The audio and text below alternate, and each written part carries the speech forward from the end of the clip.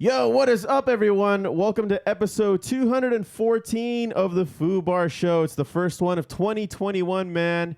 Today, we're going to have some special guests on. Aspen, they're a band out of Las Vegas, Nevada, so we're going to talk to them. But first, ALF live events. Whether you'd like to host your next virtual event or you're ready to go live in person or given the times, Foos, in a socially responsible manner, ALF can help you do it right. They pride themselves in being masters of audio, visual, and lighting solutions. Most recently, Foos, they've become masters of virtual events and meetings, partnering with their clients to produce live events in a socially safe environment. Go to alflei.com to get their contact information that can be contacted via phone call or email for any questions on how they can help you produce a flawless event.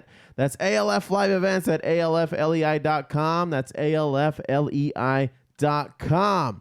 Also, want a free Foo Bar Show t-shirt? Send us a screenshot of you leaving us a 5-star positive review on Apple Podcasts, and we'll send you a Foo Bar Show t-shirt free of charge. It helps us tremendously with sponsors and building up this Foo Bar community for future giveaways and events. But Joe C., what if I don't use Apple Podcasts? What if I want something other than a shirt but still want to support the pod?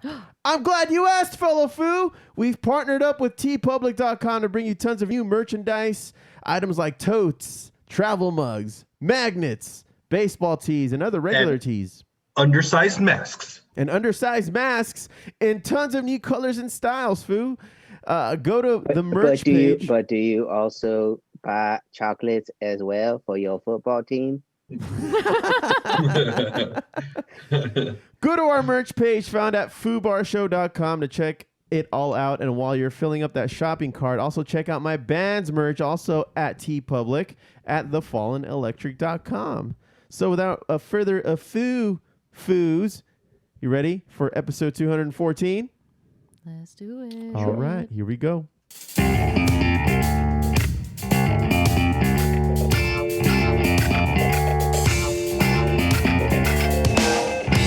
From Filthy Martini Studios in Ontario, California, it's the Foo Bar Show! What is up, everyone? I am Joe C. With the beer. And Steph. Thank you all very much for listening into the Foo Bar Show. Thanks for hitting subscribe, and remember to rate, review, and tell your friends like a champ. You can always reach us and check out our merch at foobarshow.com. That's ftheblowbarshow.com and ftheblowbarshow to search for on YouTube, Twitch, Twitter, and Instagram.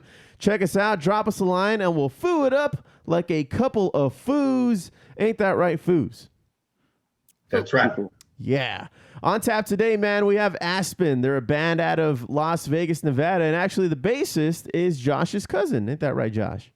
Yep, and you're going to need a lot of aspirin for him. He's a headache. A lot of aspirin for Aspen. Food. Stupid.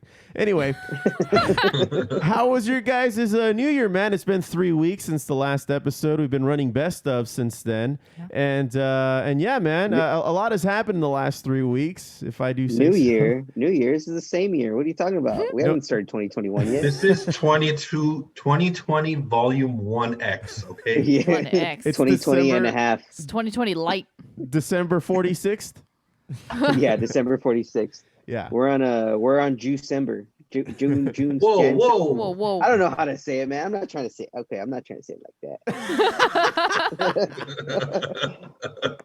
Now I'm shamed. Oh, well, shit, God, man.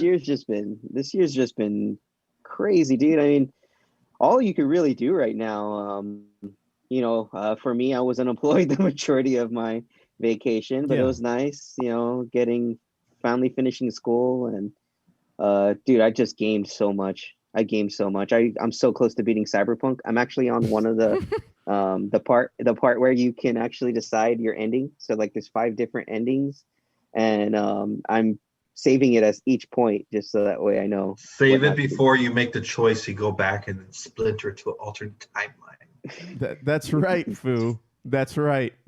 See, Foo It's gets like I'm playing the gets game right now. Oh, my. It's like this never happened. Right. It's an alternate universe of the Foo Bar Show.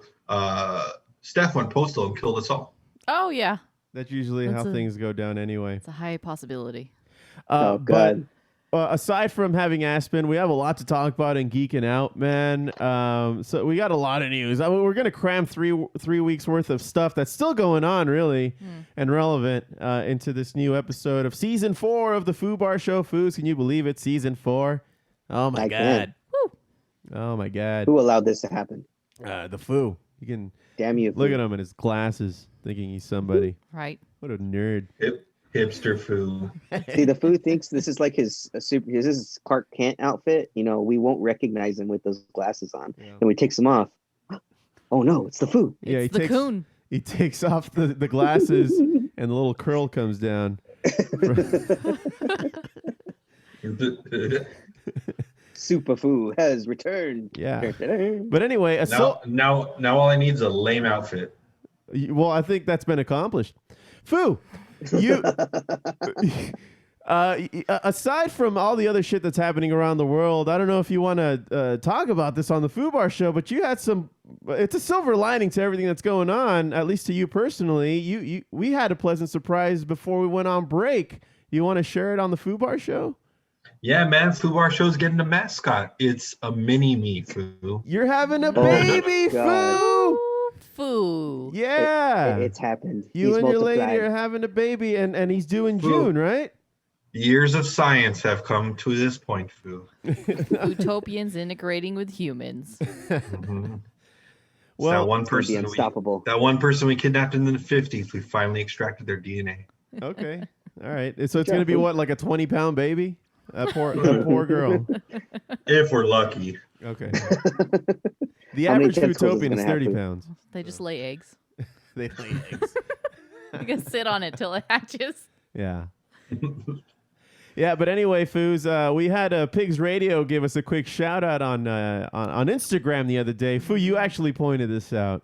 Can you tell us what it was? I was the one Yeah, that man. pointed it out. Oh, okay. Yeah, Steph pointed it out. Oh my god! So what happened, Steph? So they were nice Steph enough. the Foo. Sources. Steph the Foo. We look the same. Yeah, the same, Same same person. glasses, same hair, same boobs. And That's true. Actually, the Foo's got a little more on you, but continue. I know I'm a little jealous. Foo's got a whole cup size. How's it feel, loser? Sad. Shed a tear. No, the PigzRadio was kind enough to try out our T-shirt, our Foo Bar T-shirt. Yeah. Apparently, Guaps put on our T-shirt. He looked awesome in it. Yeah, he did. I thought so. Yeah, it shows him taking the show, unless it was the trash can. I couldn't tell the difference between Guaps I can't. and him. But anyway, thanks for sporting the shirts, guys. It was awesome. I mean, every time that when we were on the show, we got a first bird eye view of how it goes down at a professional fucking. These guys. I mean, what I'm trying to say is that these guys are a Foo, are you okay? professional. What's going I don't on? think I can say it. Foo- These guys Foo, are come on. great. Oh no! Oh my! These Foo, guys get are it, get it, awesome. stop it. Oh no! Ooh.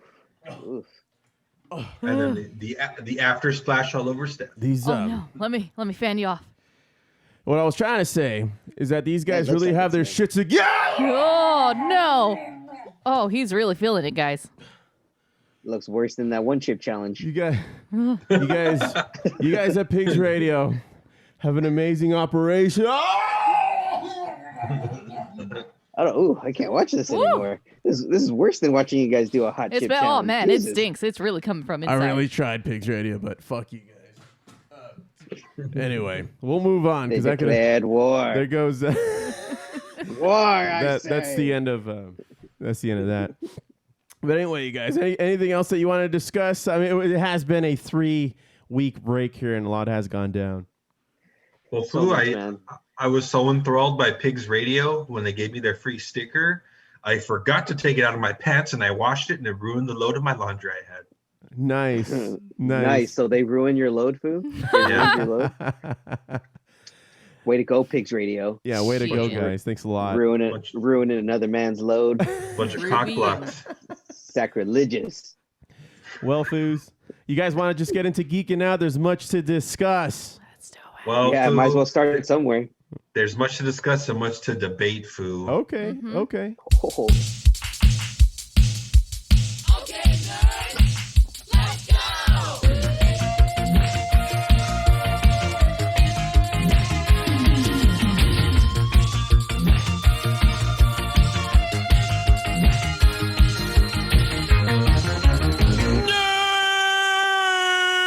Geeking Out is brought to you by Dice-A-Roni. Start every dinner time with a gamble. What do you guys got for us today, Foos? Snake eyes. Sounds like Casa Bonita to me. Yeah. Oh, you know what, man? I gotta say, even though their cheese enchiladas are just nacho cheese inside of the That was tortillas, gross. That's so gross. Casa Bonita in Denver. there was some things I liked and I forget what they are. The pupusas or the pupuserias or whatever they were. I don't know, Pupusaria, man. The whole whatever thing fuck was they called bullshit. it. Whatever Except they made up. except the dessert. That was the best part. Well, It's like speaking they of mix- food, before we get Oh. into it, food, and I wanted to include this in Geeking Out because it has something to do with, being a stupid ass nerd like the Foo here. And you sent Shots me fired. something through the messenger the other day. You sent the group something through the messenger with the argument. You're making the argument that a grilled cheese sandwich dipped in tomato sauce is what, Foo? It's pizza. And if you disagree, fight me. That's fucking stupid. Because pretty much my argument was pretty much any Mexican like cuisine would arguably also be a taco. No. You said your interpretation, sir, and I have this in writing, is that a taco pretty much is a pizza then. That's not what I said. But I could have also said cereal is milk. Cereal is milk. Cereal is soup, I mean. It is though. That's right, right. It's Josh? cold soup. Yeah, it's cold soup. That's the dumbest thing I've ever heard. Then is a hot dog a sandwich? Yes. Yes, Yeah, it is. it not. is actually a sandwich. It's a hot dog. It's its own category. It's like a platypus. Look it up. Yeah, Where? man, you Where got- am I looking this up? Is a hot dog a sandwich? .com? .com. You think someone put out a website for this? Is hot dog a Would sandwich? you be surprised? Okay, let me see this shit. Foo, don't worry. What? Foo, don't worry, I You know got what? you. Hey Siri, is a hot dog a sandwich? Oh, I'm curious now. What does Siri say, Foo? Fuck off. Look, Oh, Usually eaten with mustard sauerkraut. what did it say? It said a hot dog is a sandwich. No, Foo. no, I don't believe you. You're lying. You know, on mine it says, damn it. It says Merriam-Webster categorizes a sandwich as 2 or more slices of bread or a split roll having a filling in between them. And since a hot dog bun is Split one, roll, is touchdown. Wow, you guys. it is not a sandwich. Yeah. Well, see, it's debatable because here's another one. It says, yes, a hot dog has a meat in between bread, so it is a sandwich. But it's not 2 pieces of bread. It's one bread. So that is You just said a classified- roll. You just said a roll though, and that's what a roll is. But it can be 2 pieces of bread depending on if it breaks apart. It's not always going to stay together. Okay, there's another question that says, is a hot dog a sandwich or a taco? Oh shit. Oh, now we're on to something. Okay, you it's know a- what? I wasn't prepared for that one.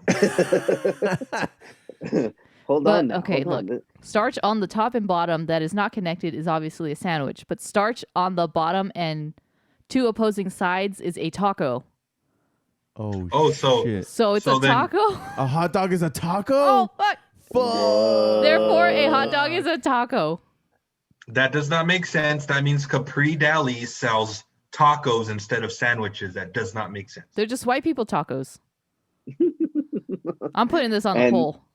Italian tacos. And what We'll see what tacos the are Mexican audience- sandwiches? Isn't that what a torta is? I thought a torta was already a Mexican sandwich. According to Joe What C, is? torta has its own category all of a sudden. No, a torta. A torta would be. It's a sandwich, right? Fuck. Well, it's the same concept as a hot dog. So is a torta a Is taco, taco? now?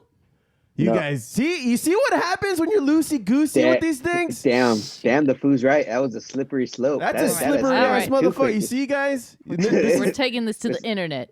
This It's is like the we put world we baby live oil in on now. that motherfucker. It's like we put baby oil on that motherfucker and it just slid away from us. I'm sorry. Oh, Slip and slide for sandwiches, man. I hate you guys so much. Right Well, down the gullet. I think that whenever we have we probably won't get into it with Aspen, but whenever we have some other guests in studio, we'll have a spirited debate on whether or not a grilled cheese sandwich dipped in tomato sauce is pizza.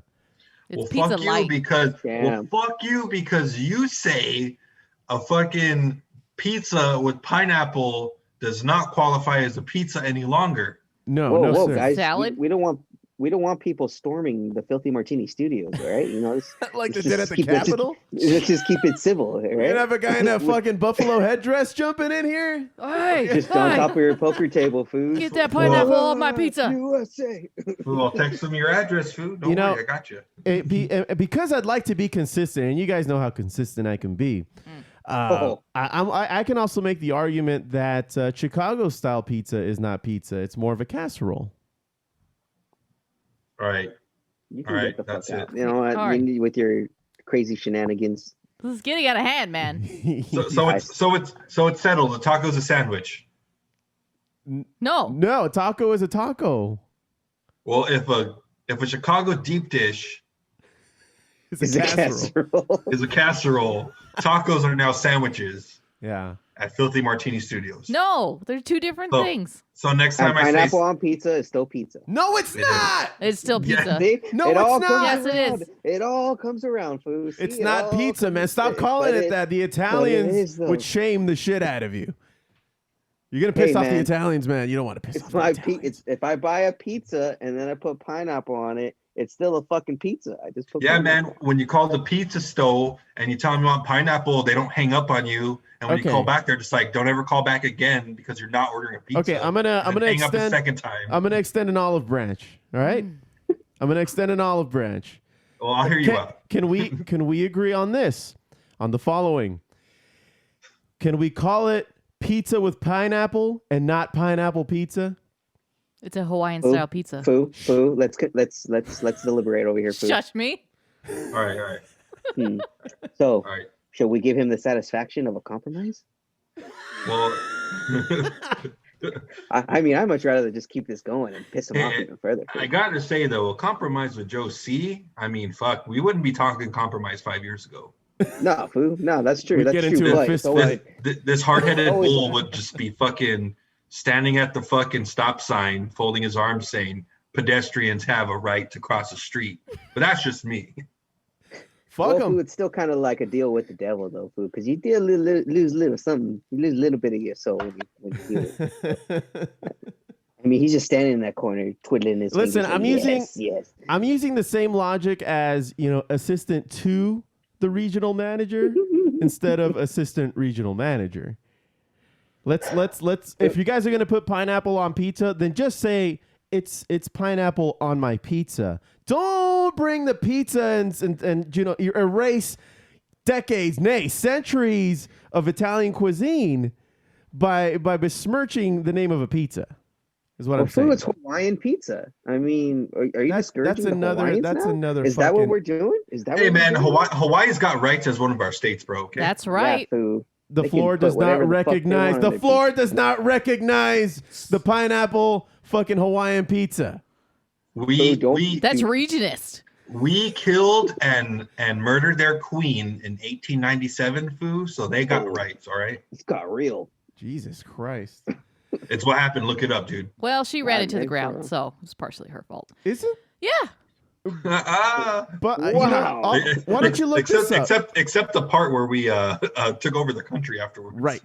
Right, Foo. And also, I don't believe the quote unquote Hawaiian pizza was even created in Hawaii. I thought that was like a mainland thing. So you're telling me no one in California can ever buy a deep Chicago style deep dish pizza?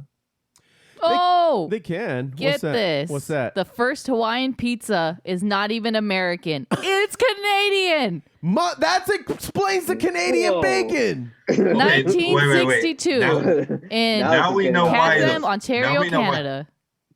Now we know why the Foo has beef with pineapple pizza. It's Canada. It all Yeah. comes back to Canada. It's all coming back. You see? I knew there was something off about this. I knew it. You 2016 motherfuckers all pepper over again, traded dude. it. It like, was wait. it was Did inspired you just say a by boot? it was Most inspired by Chinese dishes where they commonly mixed in sweet ingredients. Mm-hmm. So No, now that's it's like fortune Chinese, huh? cookies.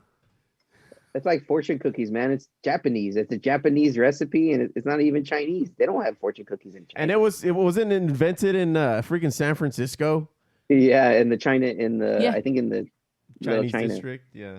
Yeah, They're Chinatown. still good There. fortune Chinatown. cookies, man. I'm just saying. Yeah, I'm not hating on fortune cookies. Fortune cookies. is And my by the thing. way, they don't tell fortune these days anymore on fortune cookies. They give you like advice or, it's they like, dude, compliment you. yeah, they compliment you. They give you advice. I'm like, give me some fortune, dude. What do I got to look forward Hey, to? Hey, Food, they give you lotto numbers every once in a while. That Food. never I mean, win.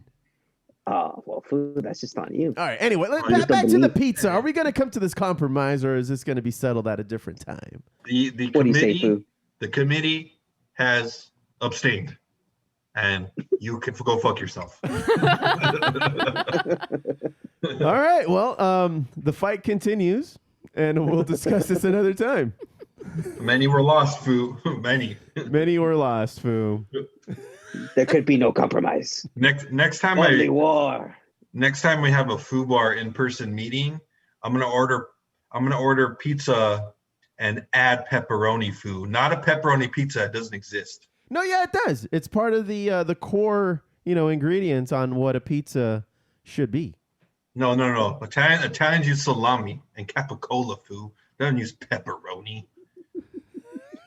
Is it pepperoni itself an Italian thing? Pepperoni is Italian. But Is it though? it's for a cheese tray, not for a pie Foo. This. All right. Well, this shall continue. Didn't we watch the origin of pizza documentary, and then the real Such thing pizza exists? is just it's Not a enough. margarita pizza, which is just We need more like proof. basil, olive oil, and mozzarella. That's it. That's the original pizza. Yeah, that's the only pizza that's considered pizza to them, though. That's Food. Everything else is just a Speaking- regular pie.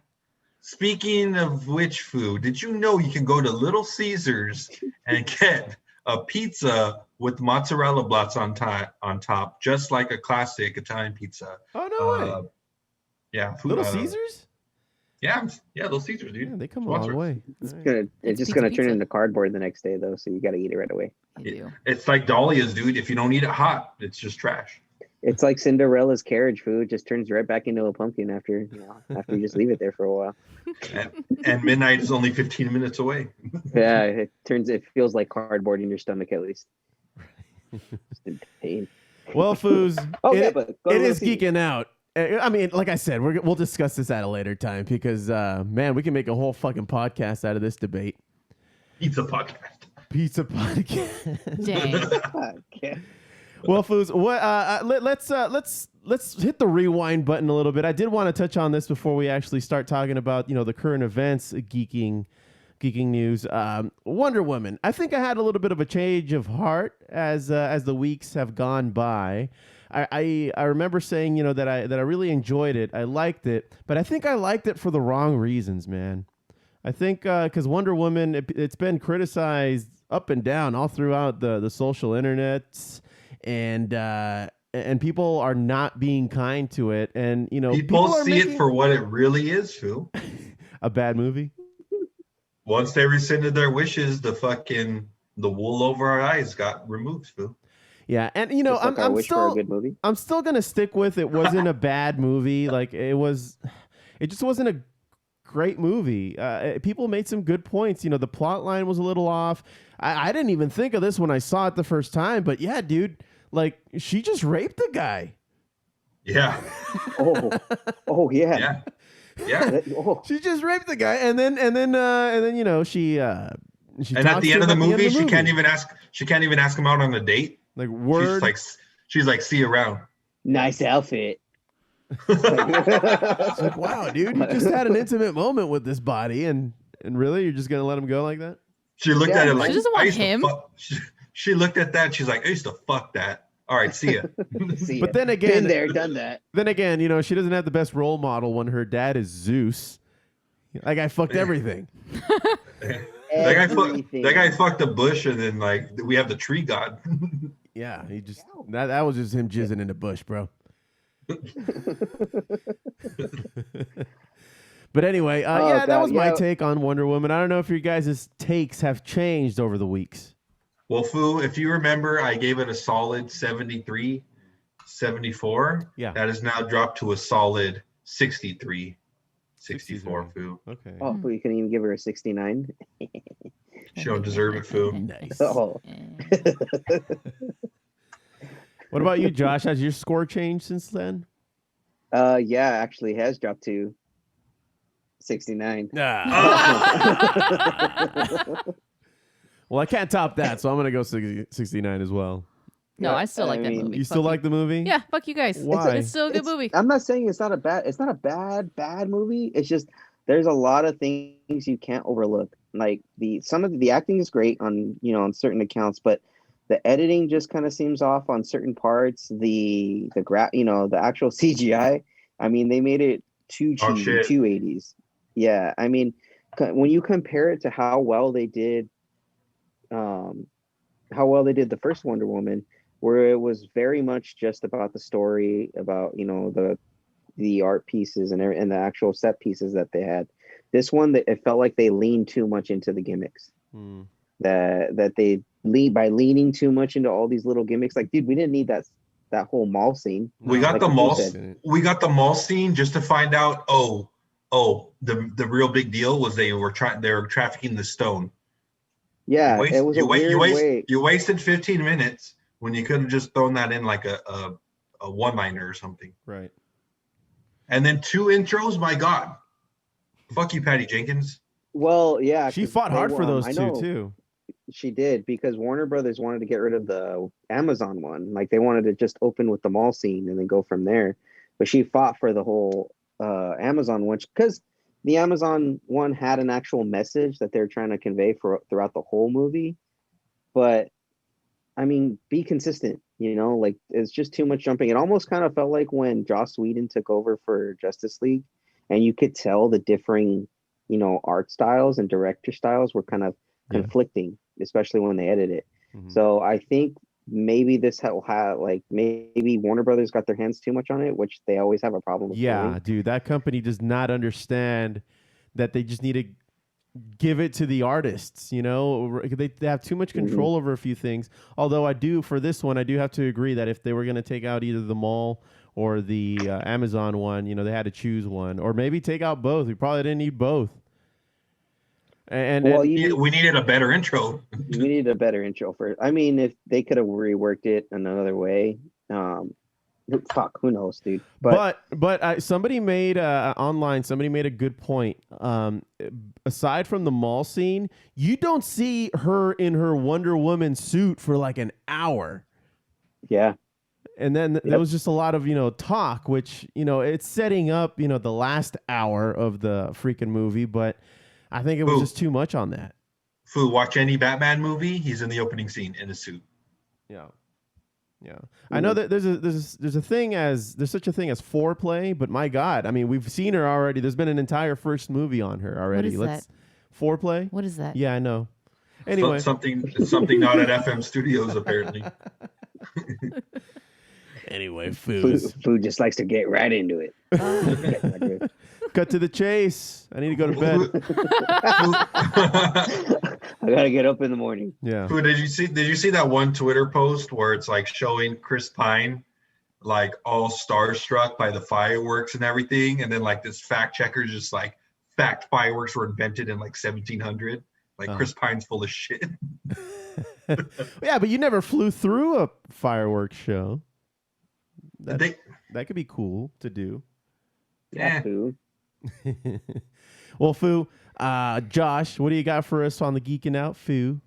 So much. I mean, we had WandaVision just released this last week.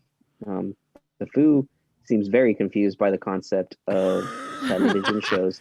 He knows nothing about Marvel. That's why.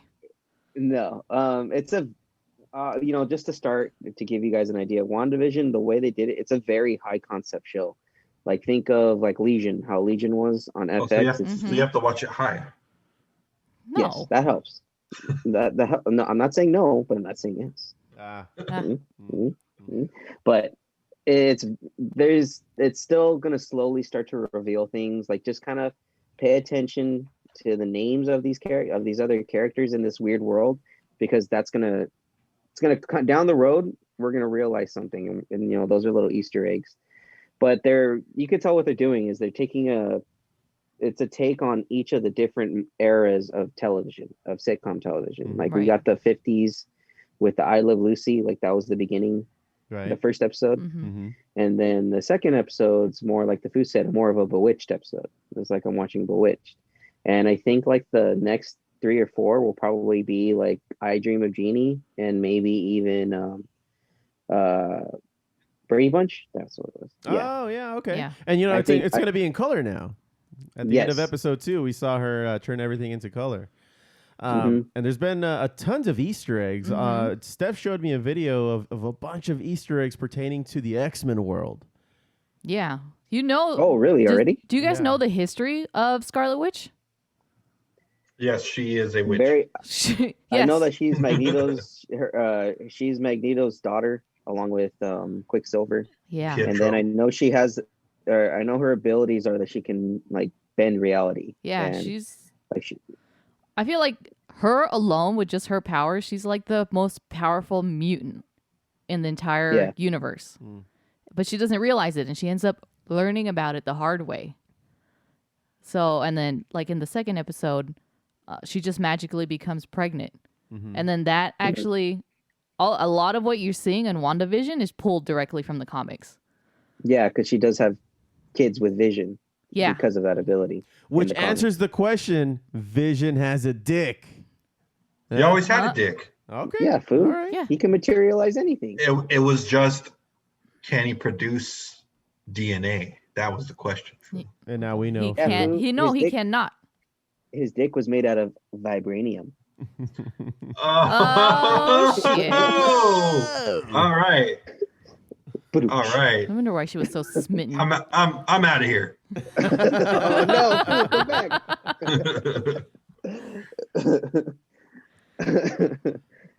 Yeah, and you know what? That means Vision is actually alive again then, because she can materialize him now.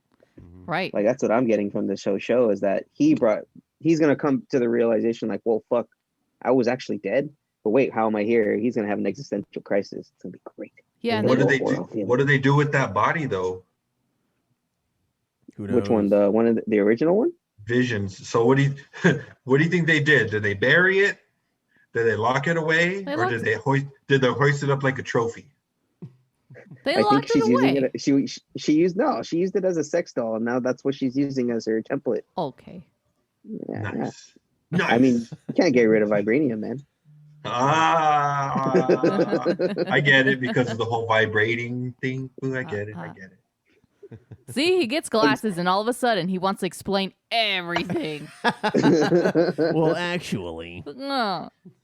Let me just talk about this real quick. With WandaVision, there's a huge Easter egg, or it's not really an Easter egg because you see it a couple times in each one of the episodes, is the sword emblem. And for a lot of people that don't know what sword is actually the space division for SHIELD. Mm. So there's like a huge thing with that. And they like, I think in the comics they pretty much came into their own as like a fully operating Like branch. organization. Yeah, once Like SHIELD SHIELD. collapsed. Yeah, Right. when Yeah. there's been several different divisions, or actually 2 different divisions of sword. The first was like I guess Spider-Man was in there at some point. There's a couple of other X-Men, and then the second version, which just came out like late last year, Magneto kind of took over. So Oh shit. Crazy. I really don't know the second sword history. I just know the first one. Well, from my understanding of what the MCU is doing is Sword is like Nick Fury, how he's working with the Skrull. Mm-hmm. That's how they created the space shield. Yeah. Pretty much. That's why he was up in space. He's working for Sword. That's the new shield, because Shield's defunct pretty much at this point. Yeah. And then So if you take a look at everything. Remember how Marvel released all of those or announced all of these releases, and then eventually everything's going to lead up to the Secret Wars. So this is like the beginning of it. WandaVision is going to start introducing all of these ideas, hopefully get the X-Men on board, and then lead directly into the Secret Wars, which I think they might incorporate like an Endgame type movie event with Galactus. No, they said it wasn't going to be that big of a cast this time around. Yeah, That's what Feige said. I think what they want to do is they said this time around they want to avoid like building up to big villains, because they were like, if we do this, we won't see Galactus for 10 years, and then eventually when they bring in the mutants, the X-Men, that means we might not see a Apocalypse for like 20 years, and they're like, we can't have people wait around forever to do that. So well, I mean, there's so many storylines that they can go through. So like the biggest arc, I mean, if they really wanted to keep it simple with just WandaVision already out, they can do the House of M, where Wanda creates her own reality, and they have to take her down.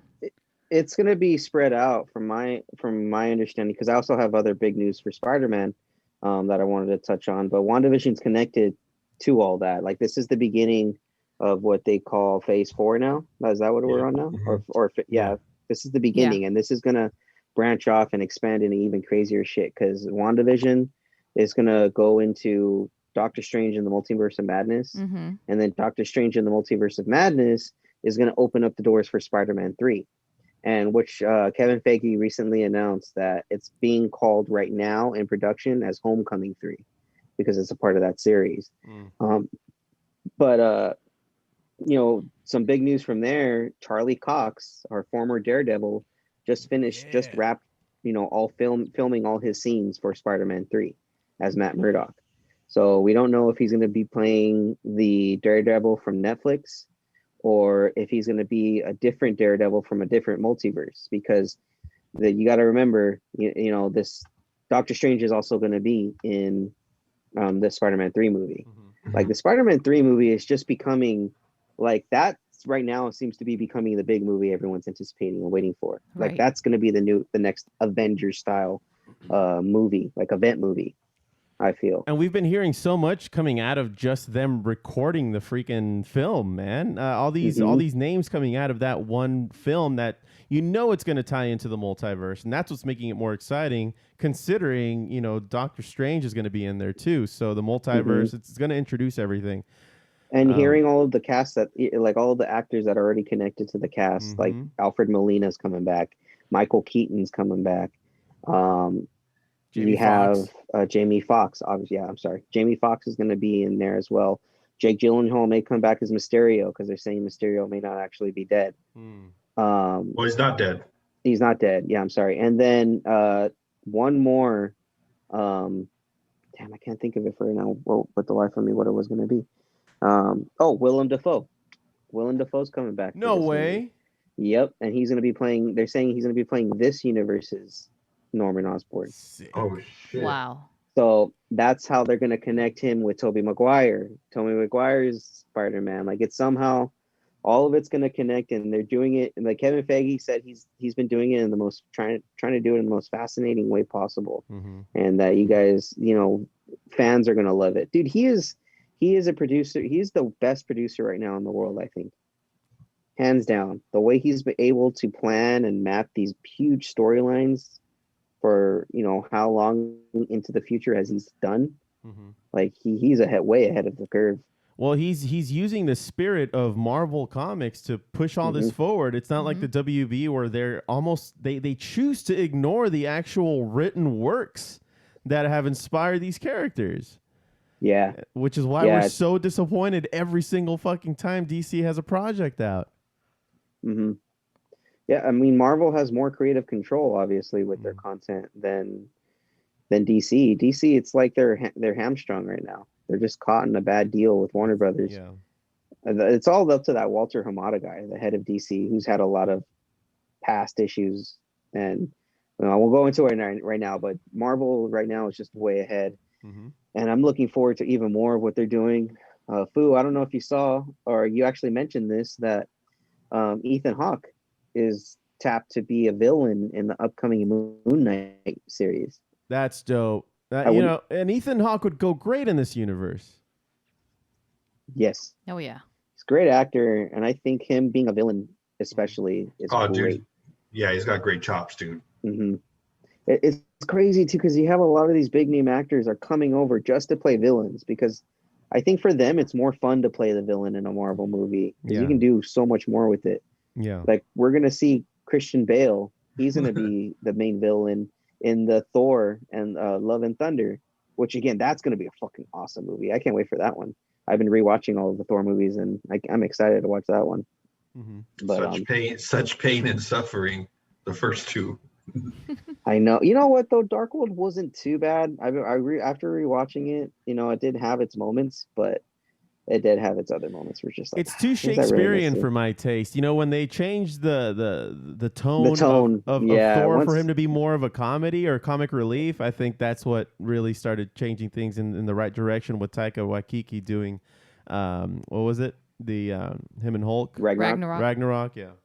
Yeah. That's the next one. I was actually going to watch that later tonight too, just because it's a great movie. But damn, there's so much more I have to get into. Foo, did you see this? Did you guys see the set photos for Mortal Kombat? No. Yeah. No. You didn't? Oh my god. Okay, I gotta find they actually released set photos of most of the characters. You see Liu Kang and Kung Lao together in their uniforms. Yeah, they look great.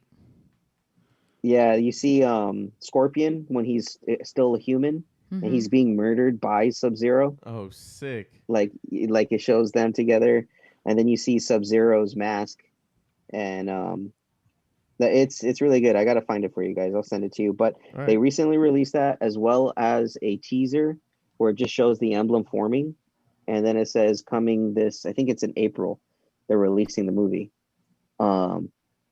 So we probably will see a trailer for the Mortal Kombat movie on the Super Bowl. So, dude, the Super Bowl, we're going to get a lot. Like, since the movie industry right now, they're predicting they're going to be coming back in full swing by this fall. Yeah. We're just going to get a dump, of trailers. We're going to get a trailer dump on the Super Bowl of just movies to expect. You know how, like, before COVID hit, a lot of these movie theater companies were experimenting with the membership passes. I think I might actually invest in something like that when everything opens back up. Oh, definitely. Because I'm going to find myself at the movie theater pretty frequently with all, like, if you're saying if it's going to happen the way you're explaining it with all this movie dump. I mean, I would still love to see Tenet on the big screen, man. Oh, hell yeah. No, they may re-release it too, just so that way they can recover their losses, because a lot of them took huge losses with not being able to release anything in theaters. And Tenet on an IMAX screen, I'm sure would look amazing, dude. Oh, it was great. Even just on my, our big screen, my big screen here it was awesome. But it's like, dude, yeah, the experience in a movie theater is just unmatched. And I can't wait till we can get back in there. Foo, there's also going to be another trailer released on the Super Bowl. Your favorite sequel, Venom 2. Oh, Venom. Let there be carnage. We'll finally get a trailer on the Super Bowl. They've already announced it. I can't wait to see Woody Harrelson again. I wonder what he's been doing all this time. With his bad wig. Oh, just chilling in his Hawaiian shirts and all, with his bongos, getting high and such. The bongos. Distracting me from a movie plot. Heist. Hey, he wasn't bad in that Planet of the Apes movie. He was distracting. He was distracting. He took me out of the movie. Dude, he even got his own suite. I'm sorry. I don't mean to hate on the movie. It was a good movie. It was. It was a good movie. Maybe they shouldn't have picked Woody Harrelson's all I gotta say. Yeah, somebody who wouldn't have been so distracting, I think, would have been nice. But it doesn't take away from the movie. I still liked it. It's a good movie. Yeah. And what about all this? Speaking of Marvel, what about all this with Captain America possibly coming back? And then the next day, they're freaking Chris Evans is saying, "This is news to me." You think he's bluffing? Foo, did you see his reply back after that happened? No. What did he say? He sent like a picture of like him, not him, or sent like a GIF of like giggling and stuff. Oh. So He's being So cryptic. Think he's busting he's our being balls? Yeah, he's busting our balls because everyone's like, why would Marvel spill the beans this early? Well, who's to Unless- say it was Marvel that spilled these beans? I thought it was like a comicbook.com or some kind of other source or like the Hollywood Well, I mean, Reporter. they get it from Marvel, you know. I So don't know, man. Things leak. Like my dick. Gross. You should get that What- checked. she gets your leaky dick check, bro. Don't come at me with that. It's a No. Oily discharge. Oh. No man. foreplay. I- I see why. Ugh. I mean, some people are saying that if he does possibly come back, we may get a Hydra, Captain America, Captain Hydra appearance of him. You know, different reality. Fuck out of here. I Some think. people want a 6-part series of him returning the stones. Oh. Okay. Because that could be a movie in and of itself. Getting Yeah. into a bunch of hijinks, dude. That'd be pretty sick. Well, I I think would watch that. him and Peggy Carter could be a nice movie as well. I mean, he does go back in time to be with her. I think, you know, what was it, the 60s or 70s where he went back to? Something like that. I think it was the 60s Yeah. So when he goes back to return the Pym particles and stuff. and he just stays. I figured, you Yeah. know, and then maybe there's bad guys in the 60s still, right? Maybe he can help the army or whatever the fuck, or he can just be his own thing. Maybe assemble some older Avengers if there's such a thing.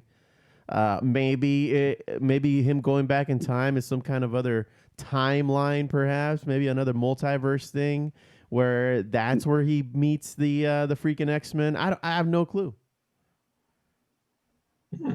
Interesting. Because the X-Men, you know, the story of the X-Men does take place back. It goes as far back as World War II to the 60s. I mean, maybe like a young Professor X. I don't know, dude. Anything can really happen, and I'm excited to see what they might do with it. Well, Fu, Well, If it's true. Fu, in one of the X-Men comics, they're pretty much just to streamline the story. Pretty much majority of the mutants are like, dude, fuck Earth. We're like prosecuted against because of our DNA. They actually leave to Genosha and they like hide themselves. So they're saying, we could possibly see the X-Men enter and saying, all right, we're coming back out of hiding. We've been here all along. Do you know what happens in Genosha? No. It was a complete mutant massacre. Nice. Yeah. that's the House of M storyline, isn't it? Yeah. Yeah. Well, that's not Um, good. That's not what you want. So Well, they it didn't has come out to, of hiding, you know, out of sheer will. They were forced out of it. They're like, Yeah. all right, let's go back to Earth. Well, They're still on Earth, though. Yeah. Well, Kevin Feige said that he plans on bringing them in by 2029. So Okay. he said the mutants Oh most my likely will God. be around. Well, and also too, because my thinking is they want to leave enough of a period where people can forget about the Dark Phoenix movie and the Age of Apocalypse movie. So I mean, that's a good I've- 10-year period. I've forgotten about it already, It's dude. already I don't been need the forgotten. time. Yeah. It's already been forgotten. Still too fresh for the movie theaters Well, for them to release anything new. Like, I know they have stuff written out or at least planned out for until the end of 2023. Hmm. So by then, they should be already introducing X-Men, if not from these TV shows. Well, they're going to be introducing mutants. The X-Men, they said most Yeah. likely not by 2029. Yeah, they Mutants said- were Interesting. They said Yeah. X-Men's a long-term goal, which I'm with Steph. I disagree with that, but that's their plan. See, we most likely will get Fantastic Four before we get X-Men. I agree. And Yeah, I Fantastic think Four. that's more of a priority right now than X-Men. I think we're gonna see, what's his? I almost said MF Doom. Doctor Doom.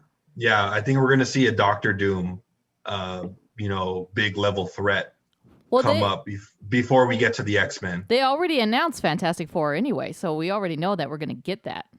Yeah. But I mean, like, we're probably gonna run through the course of building up to executing and then going through an Infinity War type of saga. So you think they're going to... with Doctor Doom before we even get to X-Men. So you 'Cause think remember- that they're going to 'cause go Doctor Doom, 'Cause pathway remember- instead of like the House of M or Galactus? Yeah.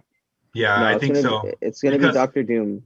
Because like Kevin Feige, he planned out the whole 10 years of Marvel, right? Leading up to 2008 Iron Man. Mm. Mhm. He couldn't plan out 10 years, or he has planned out 10 years of what to do in the meantime. And we only recently got the X-Men back. So it sounds, I mean, it sucks, but it sounds about right that they can't bring the X-Men in for 8 years because he's already planned all this shit out. But you know, There's other properties he still has to give their exactly. their shine to. We still got Captain Marvel too. Like there's other characters he wants to bring back. We still got to have Guardians of the Galaxy. We have to now we have to reset the fucking Black Panther story in That's some way. true. So Mhm. Yeah.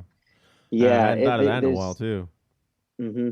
that's gonna eat up majority of our time. But I'm with you, Steph.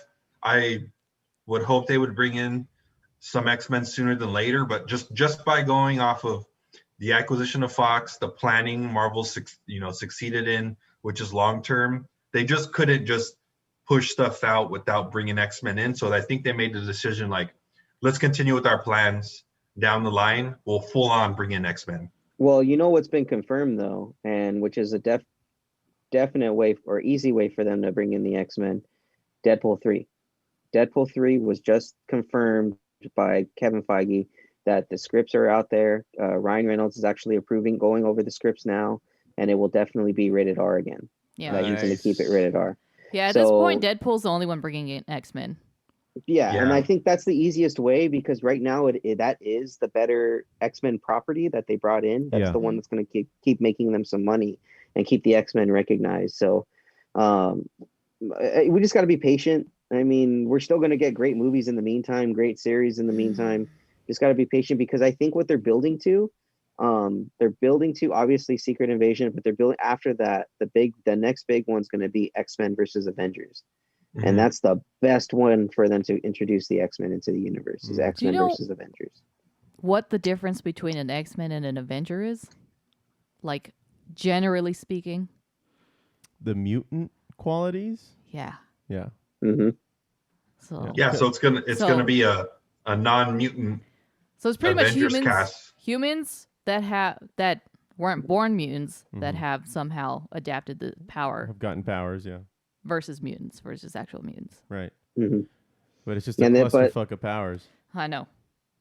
Yeah, well, the whole X-Men Avengers storyline actually starts when they fight over Jean Grey because Jean Grey comes back as Phoenix, and the Avengers want to get her under control, and the X-Men are like, "No, man, she's a mutant. We'll handle her. Like you guys." Yeah, because don't they get want to involved. they want to avoid the huge thing again where Mutants they versus suppress people. they suppress her for so long, and with the political climate, there's a huge mutant threat. They can't, and also giving fact that they want to treat Jean fairly, Yeah, Mm-hmm. so her other personality doesn't spiral out of control. I mean, Avengers doesn't agree with it one bit, so it's kind of like the X-Men are saying, no, we have a right to like do stuff how we want, hmm and you're pretty much taking that right away from Jean.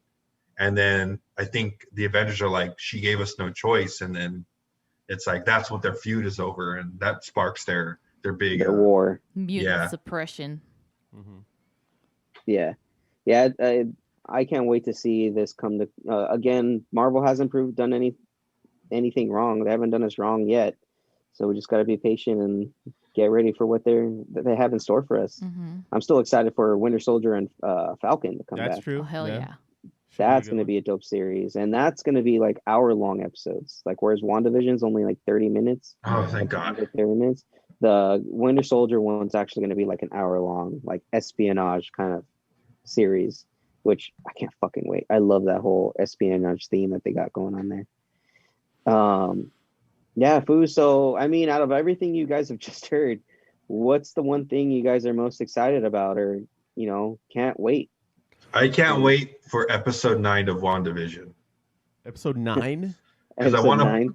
I want to just piece it all together finally. Oh, yeah. Well, Oh, yeah. no, we've been getting hints of shit going on behind the scenes that they haven't revealed yet. Like, we actually started seeing color when everything was in black and white. That guy in the beekeeper's costume that was came out of the fucking manhole. weird. That was weird. Sword. That tripped me out, man. I was in the middle of my high, and all of a sudden, dude comes out of the sewer in a beekeeper costume. I'm like, what the fuck is happening? Another thing that tripped me out was when the boss was on the floor choking on the piece of meat, and the wife just kept saying, stop playing, or what was she saying? Yeah. She said, "Stop it," and then Stop it, yeah. at a certain point, she turned to Wanda and was saying, "Stop it." And I actually pointed this out to Jackie, saying, like, "Do you see that Vision didn't do anything until Wanda commanded it, like, you have to stop it." Yeah. Right. So she's like, she can't see it yet, but she's, and I think someone's actually controlling the environment Wanda's in somehow. Agnes. Pay real close attention to Agnes. Yeah. Agnes is a huge piece in this entire show, and you'll find out why probably in like the next 2 episodes. Because That's the lawyer from Parks and Rec, right? yeah. I can't remember her yeah. name. Nancy Darby, I think, is her name, or something like that. She's actually a huge player, and she's gonna be someone that from people who from the comics look up Agnes, Scarlet Witch. That'll tell you everything you need to know about who she is and what they pretty much have their own storyline, I think. Well, to spoiler alert, everyone. Agnes is actually Scarlet Witch's mentor. She's a witch herself, and she's the only one that realizes what Wanda's doing, and so that's why she's helping her. That's why she's always over. Like, and how come we haven't seen Jeff? Where the fuck's her husband? Like, we've only seen her in everything, like in that whole community. We haven't seen her husband yet. He wasn't at the fundraiser. We also haven't seen any children, even though everything is all about the children in that town. For the children. For the children. For the children. Where the fuck are the children? Yeah. Now Wanda has them. Well, The series is gonna get trippier and trippier. So guys, just buckle up. I like the way that they're setting it, though. Like an old timey, Dick Van Dyke type of show, or just going through the decades of television, which I'm sure that she watched, when in her earlier and days. studied. Yeah, exactly. Yeah. Well, I mean, her sisters were on a piece of history. Yeah. So Yeah. I mean, I think they may even do like a Full House themed episode, which would be hilarious, dude. God damn it. Get the Olsen twins, That get her would be- sisters. Is she really related to them? Yeah, she's an older sister. Yeah, that's the She's- younger I thought she sister. wasn't related. She only looks like them. No, she is. Does she? What? She looks I like don't know what them. those twins look like anymore. Well, they haven't really changed the way they look. If anything, they look skinnier. Ugh. What the fuck is wrong with you, Steph? I don't follow children around on the internet. Okay, that's not gross. what we're like talking you about, guys. Steph. Yeah. Gross. Anyway, Weirdo. speaking of no longer following children around, What Disneyland. the fuck? Disneyland is ending their annual pass program. Foos, have you heard about this? Yes. Were you guys ever annual pass holders? At Once one in a- point, I was. Once in a blue moon, foo. Yeah, well, that's no longer going to be a thing, man. It's now it's not going to go away completely, or at least this version of what we know of now will go away. But it's going to be replaced with new membership offerings. I think what they're really trying to do here is when they decide to open back up, they just don't want so many people in the park anymore. So it's going to be more like reservation based when you want to go to Disneyland. So if anything, it's going to be like way harder to get into the Millennium Falcon and check out the bar on Tatooine kind of thing. Yeah, they're using this as a way to say, okay, when we open Disneyland, let's not let the floodgates of the average Joe, excuse the reference, foo, Right. of like going to the park. It's like Josh said, it's going to be more, or it's like you guys said, it's going to be more reservation, set time. You're not allowed to go. Or if you do want to guess what? If you do want to go to Disneyland, just walk on in. Give us like $400 and you can walk your ass right in. Yeah, same day or something. You got to like that. break them off like a big ass chunk of change to get inside, probably. But which is interesting, dude, because I think the Avengers, whatchamacallit, not Avengerland, it's called something else. Avenger Park. It's not. It's in California Adventure. The Adventure. Whatever they're calling this bullshit, it's supposed to open this year sometime. Oh, wow. Mm-hmm. Okay. In April, I think. Yeah. Yeah. So they have it ready. So once the parks can reopen, That's going to be available. You already got Star Wars Land. Mhm. I mean, I want to go just to go. I haven't been to Disneyland in so long. It's been a while for me, man. It's been a while for And- me. And you know, these pass holders, and I like to call them pass holes. I think Pass that, holes? yeah, if you're hearing this for the first time, and you know, pass holes, if you're hearing this for the first time, you know, don't fret. You will get a refund for the months that your pass wasn't used due to the pandemic. So at least there's that. Yeah, we talked Yeah. about that already. Yeah. It's old news. Okay. Oh shit, Steph. Jesus, Steph thank my coming bad, Steph. the foil. I don't like Disneyland. Where's that knife? Oh, wow. You know what? You have no soul. Get away. No, I don't. Get away. You Hey, soulless Steph, but- monster. Steph, you suck because Spider-Man's going to be at Disneyland, Yeah, but I don't have to be there. but Spider-Man we will don't- be there. And we don't want you there. Good. You know who doesn't want you there? The Avengers. How does that make you feel? Great. You're awful salty, Steph. Oh, it's just too Looks many like you people have the there. high sodium content. I gave it up for 2021 Foos. Is that well? You guys got anything else for the old geeking out? I think we've I think we geeked the touched fuck on a out lot. We beat the shit out of geeking out for today. Yeah. Yep. Well, Foos, let's get it on with a joint report. Are you on weed? Give me some. I'll smoke you two under the table.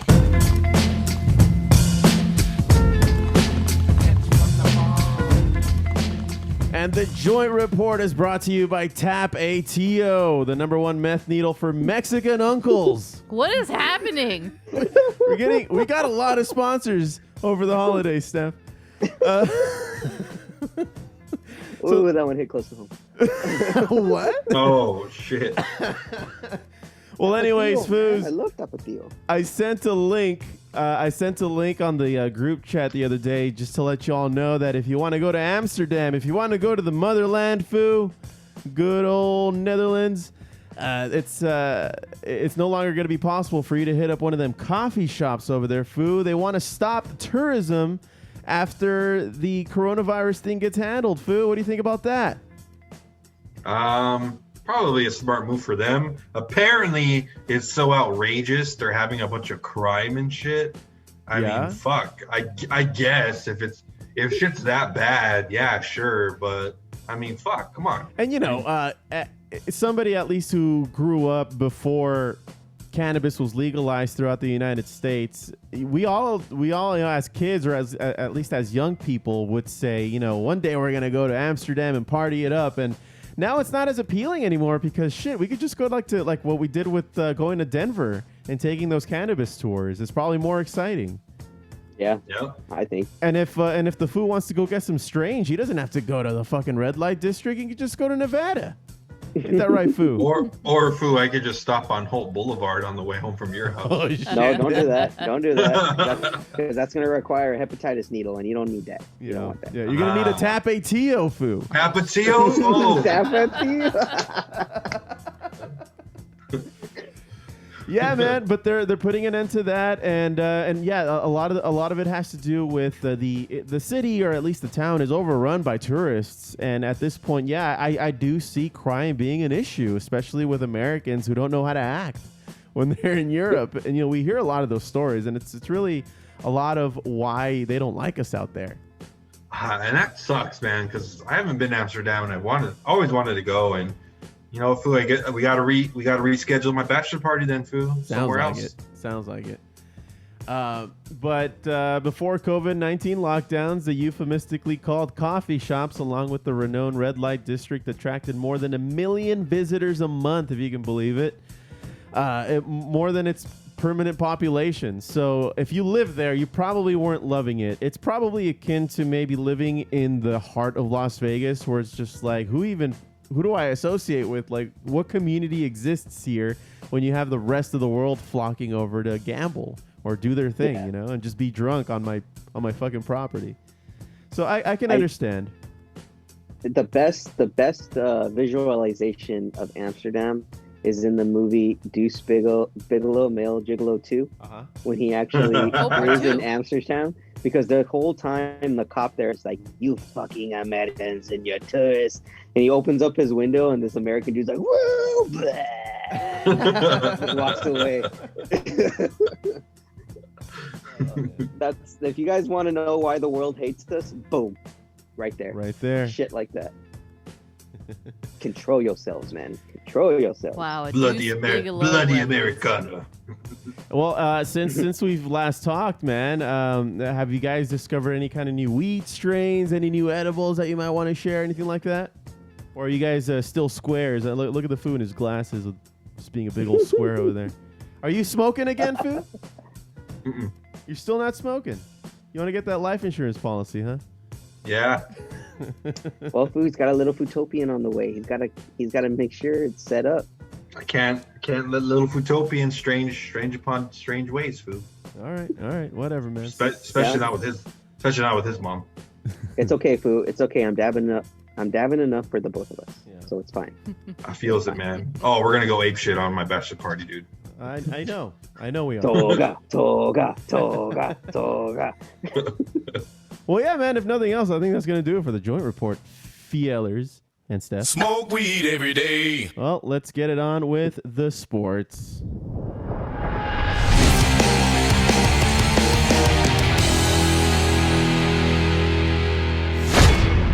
And FUBAR Sports is brought to us by Nike Fair, the #1 basketball shoes for communists. Just share it. What do you got for us today, Foos? Well, Foo. Are they called the Air Putins? Oh, that's pretty good. Yeah. They're called the Air Maximos, Foo.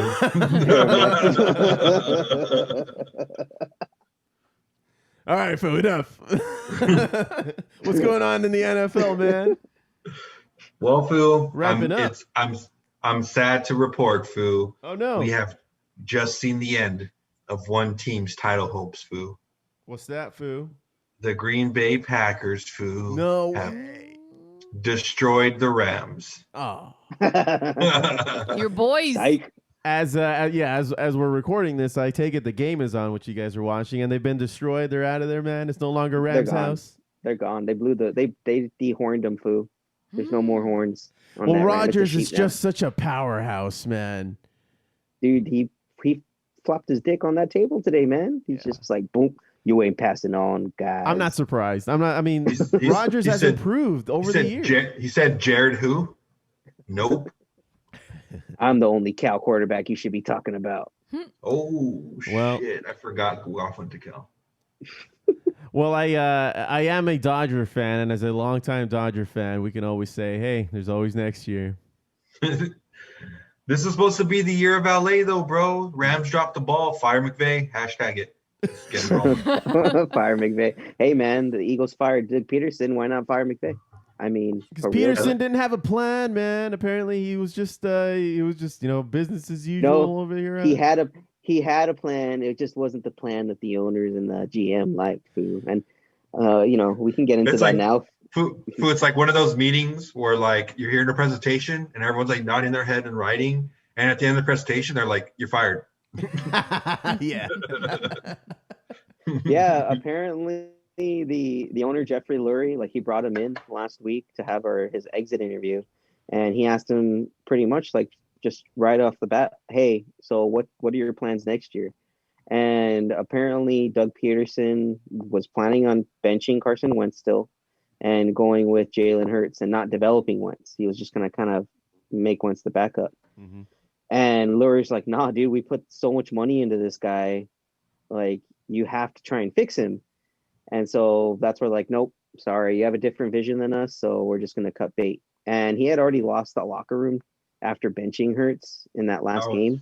That was fucking So Lurie said if he had not lost the locker room, like, that was like the final straw. Like, if you can at least keep the team and all the players, together and, make sure there's no division, then all right, he was guaranteed to have come back next year. But losing that locker room was like the straw that broke the camel's back. Mhm.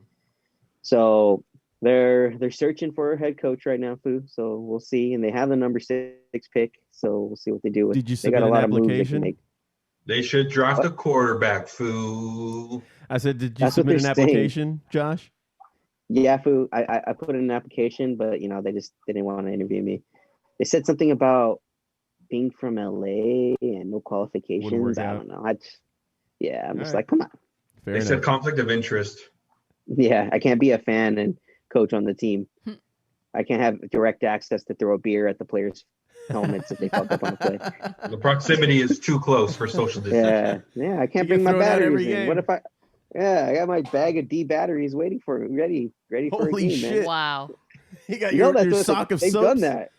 They've Yeah? done that, right? You know that, right? No, Yeah, tell me about they that. used to do that. They used to do that in the 90s, right, Josh? Yeah, they would bring bags of D batteries, and if the Eagles lost or like the other team when they would lose and go off the field, the fans would just start throwing D batteries at the What fucking the players. fuck? Yeah, they snowballed Santa, guys. These are the same fans that snowballed Santa out of the fucking stadium. Ungrateful. Well, that's Philly, man. That's a Philly crowd. That's just historically how they are. They're shitty fucking people. I mean, but if Damn. it Good wasn't enough, for man. shitty Philly crowds, we wouldn't have Bill Burr. That's really, when he pretty much roasted them for 20 minutes straight. Yep. That's what really put Bill Burr on the map, man. Have you ever listened to that clip? We can probably It's been go a into long that in a time. different episode, but man, does he really lay into him. He just roasts Philly. He's like, and fuck your Liberty Bell. At one point. I mean, the people are not great in Philly, but the place in Philly, the location of Yeah, Philly I'm is sure pretty it's nice. The I'm sure it's sites. nice. Yeah. But yeah, fucking NFL. For me, the NFL, I'm done. I don't even give a shit who goes to the Super Bowl at this point. It's most likely going to be the fucking Chiefs and the Packers. I'm calling it right now. You It's think going to so? be Chiefs Packers. Dude, you don't think the Browns are going to upset the fucking Chiefs? No, it's going to end up being the Bills versus the Bills versus the Chiefs in that championship. And I think the Bills are going to make it competitive, but I think the Chiefs are still going to come out and Honestly, win. I feel like the Bills have a chance just because Josh Allen is pretty up there, dude. Well, with getting Diggs on that team was a huge uplift in his ability, and I think that's what I'm saying. It's going to be a really close game, but if you give Pat Mahomes the ball at the end of the game, he's going to win you that game. So I think it's going to come down to that last play of that particular series. Mhm. So, but fuck, we'll see tonight because the Ravens are going to play the Bills tonight, and We shall see. we I think may get an upset. Lamar Jackson's going to go home, dude. I think so too. I think everyone can see that as long as you can't let as long as you hold the Ravens from running, you're probably going to beat them. Yeah, you got to force him to pass.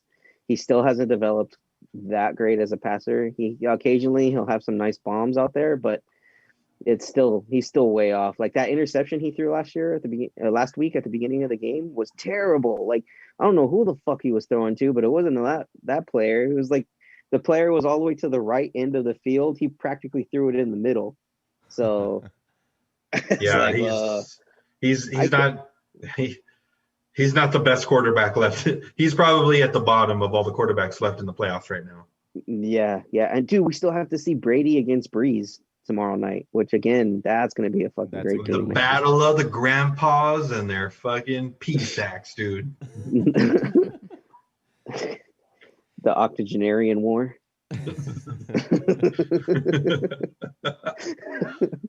Oh god, yeah, sports are alive and well right now. But Fu, let's get into some fucking more exciting news. Let's talk about NBA, man. Oh, NBA damn, just son. does not disappoint. New York is They- they're partying. Fuck, are they saying Knicks who? Who? Who gives a fuck about the Knicks? The old Knickerbockers, foo. Nah, Foos, it's all about the Nets. The Nets Mhm. made a monster trade with the Houston Rockets Mhm. for James Harden. And hold on, I got the entire pick swaps of who got what. They came Give me up. 1 second. Okay, so the Rockets got Victor Oladipo, Exum, Karush, 3 Brooklyn first-round picks, a Milwaukee first-round pick, and 4 Brooklyn first-round pick swaps. And I'll get into what pick swaps are in a little bit. Mhm. The Nets got James Harden. The Pacers got Caris LeVert, and a second round pick. And then the Cavs, who Exum and Karush came from, got Jared Allen and Taurean Prince from the Nets. So just happened all of a sudden out of nowhere. I mean, James Harden was practically throwing a fucking fit on live television this past week. In the middle of the week, after a loss to the Lakers, where LeBron had an amazing no-look three-point shoot. Didn't you win a bet from that? Yeah, because I guess Dennis Schroeder, the Lakers point guard, like he got up off the bench as LeBron was gathering to make that shot, and he's all $200 you're gonna miss, $200 you're gonna miss, and then all of a sudden when LeBron threw it up, he immediately turned around and he's like bet, and then boom, it went right in as he said sick. bet. So like they just have that chemistry as a team, which is amazing. Like I love this Lakers team right now. We are definitely favorites for the championship. But after that loss, like James Harden, they interviewed him and they're like, how can you guys turn this around? He's like, I don't think we can. He's like, we're just not that good. He's like, there. He's like, that team over there is a championship team. And he's like, and I just don't see us beating them in a series. He's like, I just don't think we're that good of a team. And then he goes off into saying like, I've literally done everything for the city. He's like, it's crazy, but he's like, I don't think we could fix this situation. And then after that, he's like, thanks, and then he walks away from the interview. Dang. Yeah. So he probably had a really cathartic moment, and then he's like, fuck, the cameras are on. Yeah, and that's why he's just like, I'm gone, peace. Say no more. Yeah. And so then they interviewed his new point guard, John Wall, who they got in the trade for Russell Westbrook. And John Wall, like, just straight up, just like, no, fuck that. He's like, look, you either want to be here or you don't want to be here. But if you're here, you got to put in the work. He's like, no more of these excuses. Like, if you're not going to be a part of this group, then just don't come. He's like, I don't understand. He's like, dude, we're doing everything we can, but if you're not going to be a part of this team, there's no way it's going to work. And then Boogie Cousins jumps in, and he was like, what did you say, Josh? Like, I didn't even want to come here to play with James Harden. Oh. Yeah, he's like, I came here to play with John Wall. He's like, I didn't want to play with James. And he's like, you guys thought the disrespect from that interview last night? He's like, He's like, the disrespect started way before any interview. And he's referring to when James Harden didn't show up at all during the offseason.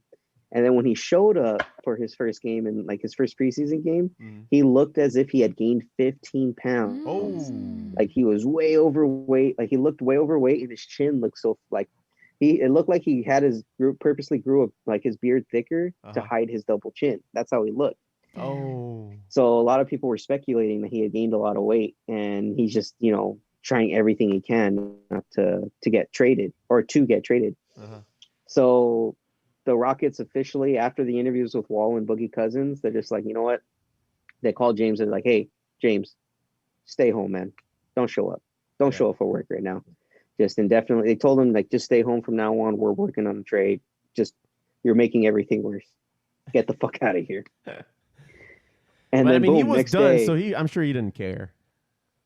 Yeah, he didn't. You could tell he didn't. And what's fucked up, because I'm gonna going back to okay, he got the trade the next day. They worked it out just like that. And then a couple of days later, like today was his first day of playing as a Nets, and during his shoot around, you could visibly tell he looked 15 pounds lighter magically.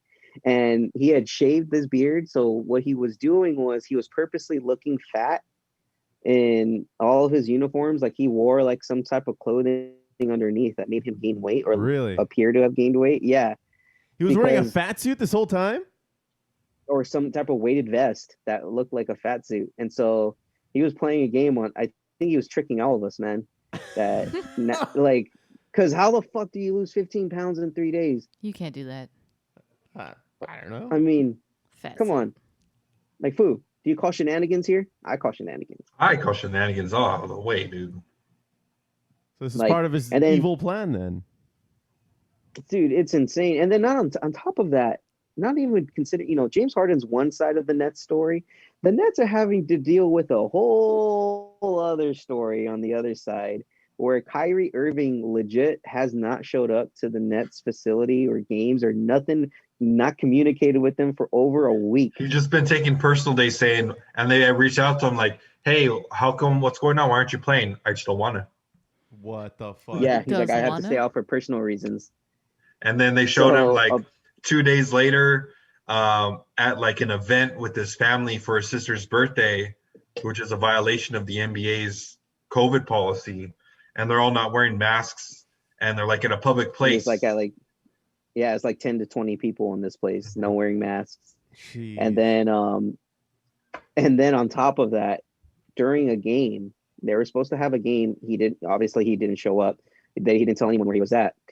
He jumped on a Zoom call for a New York district attorney's like fundraiser Zoom call.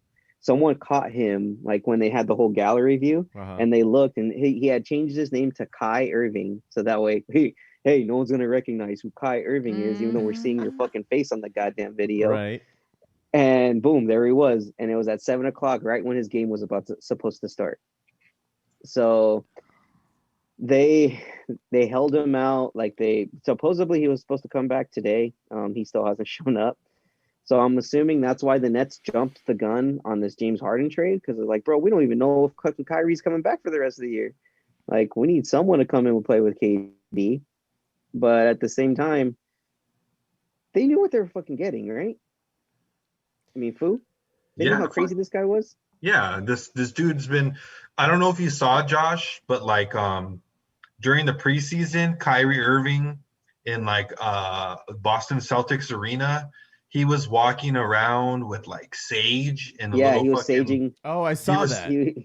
And then everyone, and then like KD is like, that's just him doing his thing. And then the internet's just like, yeah, Kyrie's trying to bless the fucking Boston arena with his flat world theory, because he also believes that the world's flat. Oh no. Yeah, he's one of the flat earthers. He's a flat earther, and he also believes dinosaurs never exist. Yeah. Okay. Why is this Whatever, happening? man. Whatever. I don't get it either. Hey, Foos, so the James Harden trade, Josh, you might know this. James Harden actually was supposed to be opening a restaurant this month in Houston called 13. Oh, for real? And it was scheduled to open on January 22nd. And people in Houston just started going crazy, and then all giving them 1 stars and bad reviews. So as a little podcast within podcast food, let's review the James Harden restaurant, Foo. Okay. I'm going to read off some reviews from James Harden's restaurant, which is not open yet, by the way. We've gotten some sneak peeks, though. Sneak peeks, Foo. Yeah, it was the soft opening for these guys. Do they have do they have grilled cheese with tomato sauce? Food? But they called it pizza. Right. This one guy says strippers could be better. This other guy says trash just like him. This guy says worst owned restaurant in Houston. Quality of the food was just not good enough. Chemistry wise, I think the cooks just didn't have any experience. This restaurant had much upside but fell flat on its face when it came to showtime. Wow. Damn. This next guy, like their basketball team. Oh. Well, yeah, and that's what some of these because remember Harden said, the Rockets aren't good enough. Right. This next guy says this restaurant can't be fixed. It's just not good enough.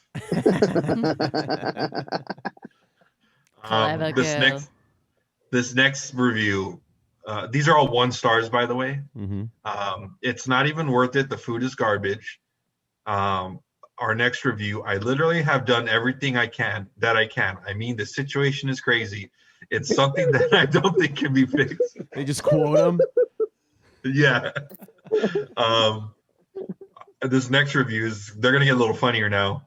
I told the chef to make the bread as soft as the owner, and it might just taste right. Who am I kidding? It still tastes weak as fuck.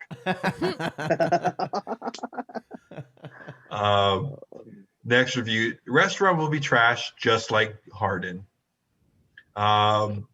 I had to ask 27 times to refill my drink. I got 0 refills. The owner abandoned his restaurant just like his team. Damn. This next one. The owner kept coming to my table and blaming it on the chef. We even got a new chef in the middle of our dinner. Then he got rid of him before dessert. Oh my goodness. It's also a review. That's also a review for the Justice League. Yeah. Ouch. Here are the best ones right now. The top three, dude. Started strong, but really disappointing ending to the meal. Oh damn! Here's the next one. Doesn't have quite that championship taste. What kind of food would you figure they serve here? It's supposed to be like a all-inclusive type of restaurant. Wing joint. Kind of like a. No, I think it's like kind of like a think of like a hamburger stand, but you can order anything. Unky Mo's family feed bag. Sure, man. Whatever works for you. Here's the best comment, I think. I brought a very attractive young lady in for a date, and the owner started throwing dollar bills at her. When I asked him to stop, he said swag with an eye roll and left to open a pizzeria. Swag. Swag. Well, all right. Well, we'll never go there, I guess. We will not be going there, Foo. Well, anything else you guys wanted to touch on the NBA, man?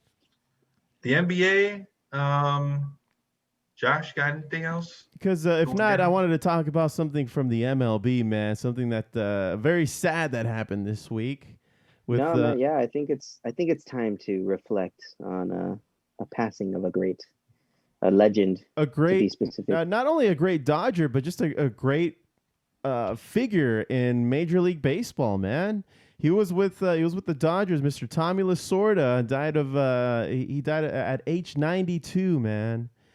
That guy, I mean, he got up there, and this is a guy who was recognized all over the world, man. He hung out with celebrities, freaking heads of state. You know, everybody knew who Tommy Lasorda was, and he was with the Dodger organization for so long. It was back when they were in Brooklyn. Mm-hmm. So he was their catcher. Yeah. So I mean, he saw a lot of history go through that, and you know, the only person that we have left that's in that tier is Mr. Vince Scully, who also just experienced a tragedy with his wife passing away recently.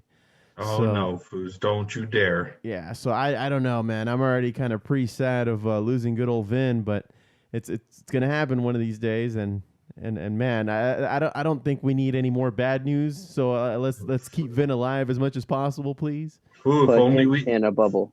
Yeah. Ooh, if only we could stop, science somehow. Stop science? No, we need science. You mean stop time? We need science to stop science. What? All right, you fight fire with fire, I guess. Foo, the science of anatomy. That's what I mean, Foo. Right. That's what you meant. That didn't make any sense. He doesn't know what he's talking about. Maybe you need to go back on the weed, entropy. But yeah, man, we lost a great. I wonder what's gonna happen with his. He had a reserved chair just made for him in Dodger Stadium. I wonder if his family will continue to occupy it, or if they're gonna do some kind of shrine there. It'll be interesting. Build a statue just on that chair of just him sitting there. Probably. Yeah, just a bronze. They did a lot of tributes to him at Dodger Stadium. They've been trying to pay their respects as much as they can. But what do you think, Josh? Is the time to put a fucking statue of him around the stadium? Definitely. He brought not only did he bring us one World Series, he brought us two as a manager, and he also brought he won one as a player. I mean, he's a legacy like Joe C said from Brooklyn, from our Brooklyn days. Like he is Dodger blue all the way down to his bones. Like he bled Dodger blue. And I mean, the Bulldog, man, he's famous for all of his fights with the umps and even with his own fans. Like people would say that even when they would go like to get signs, shit signed and stuff, he was rude as fuck. Like, what do you want? What's your name? What do you want to say? Hurry up. Like that guy had shit to do, man. He wasn't wasting no time. No nonsense guy, man. He was no nonsense. If you guys punch this into Google, look for a video where he is giving the Philly fanatic the business for making fun of him on the field. It's probably one of the funniest things you'll see today. Yep. He fucked them up, man. It was awesome.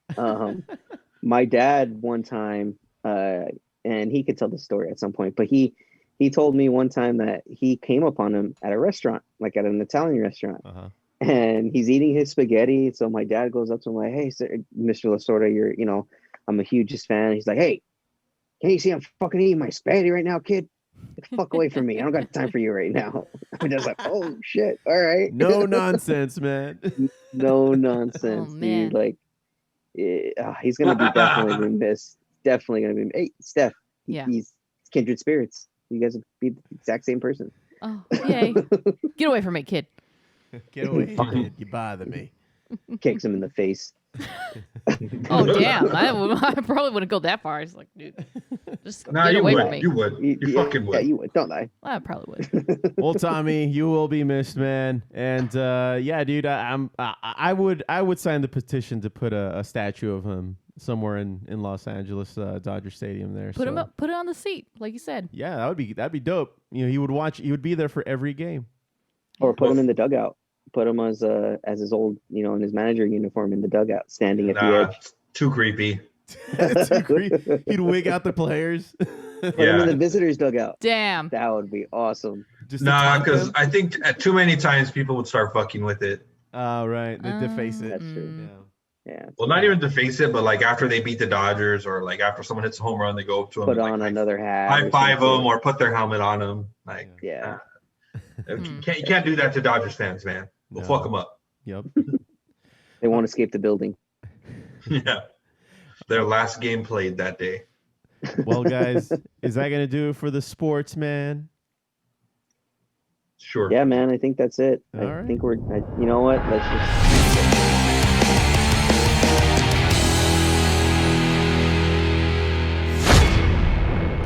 Cool. Well, up next, we got Aspen, the band from Las Vegas. So, all right, guys, here we go.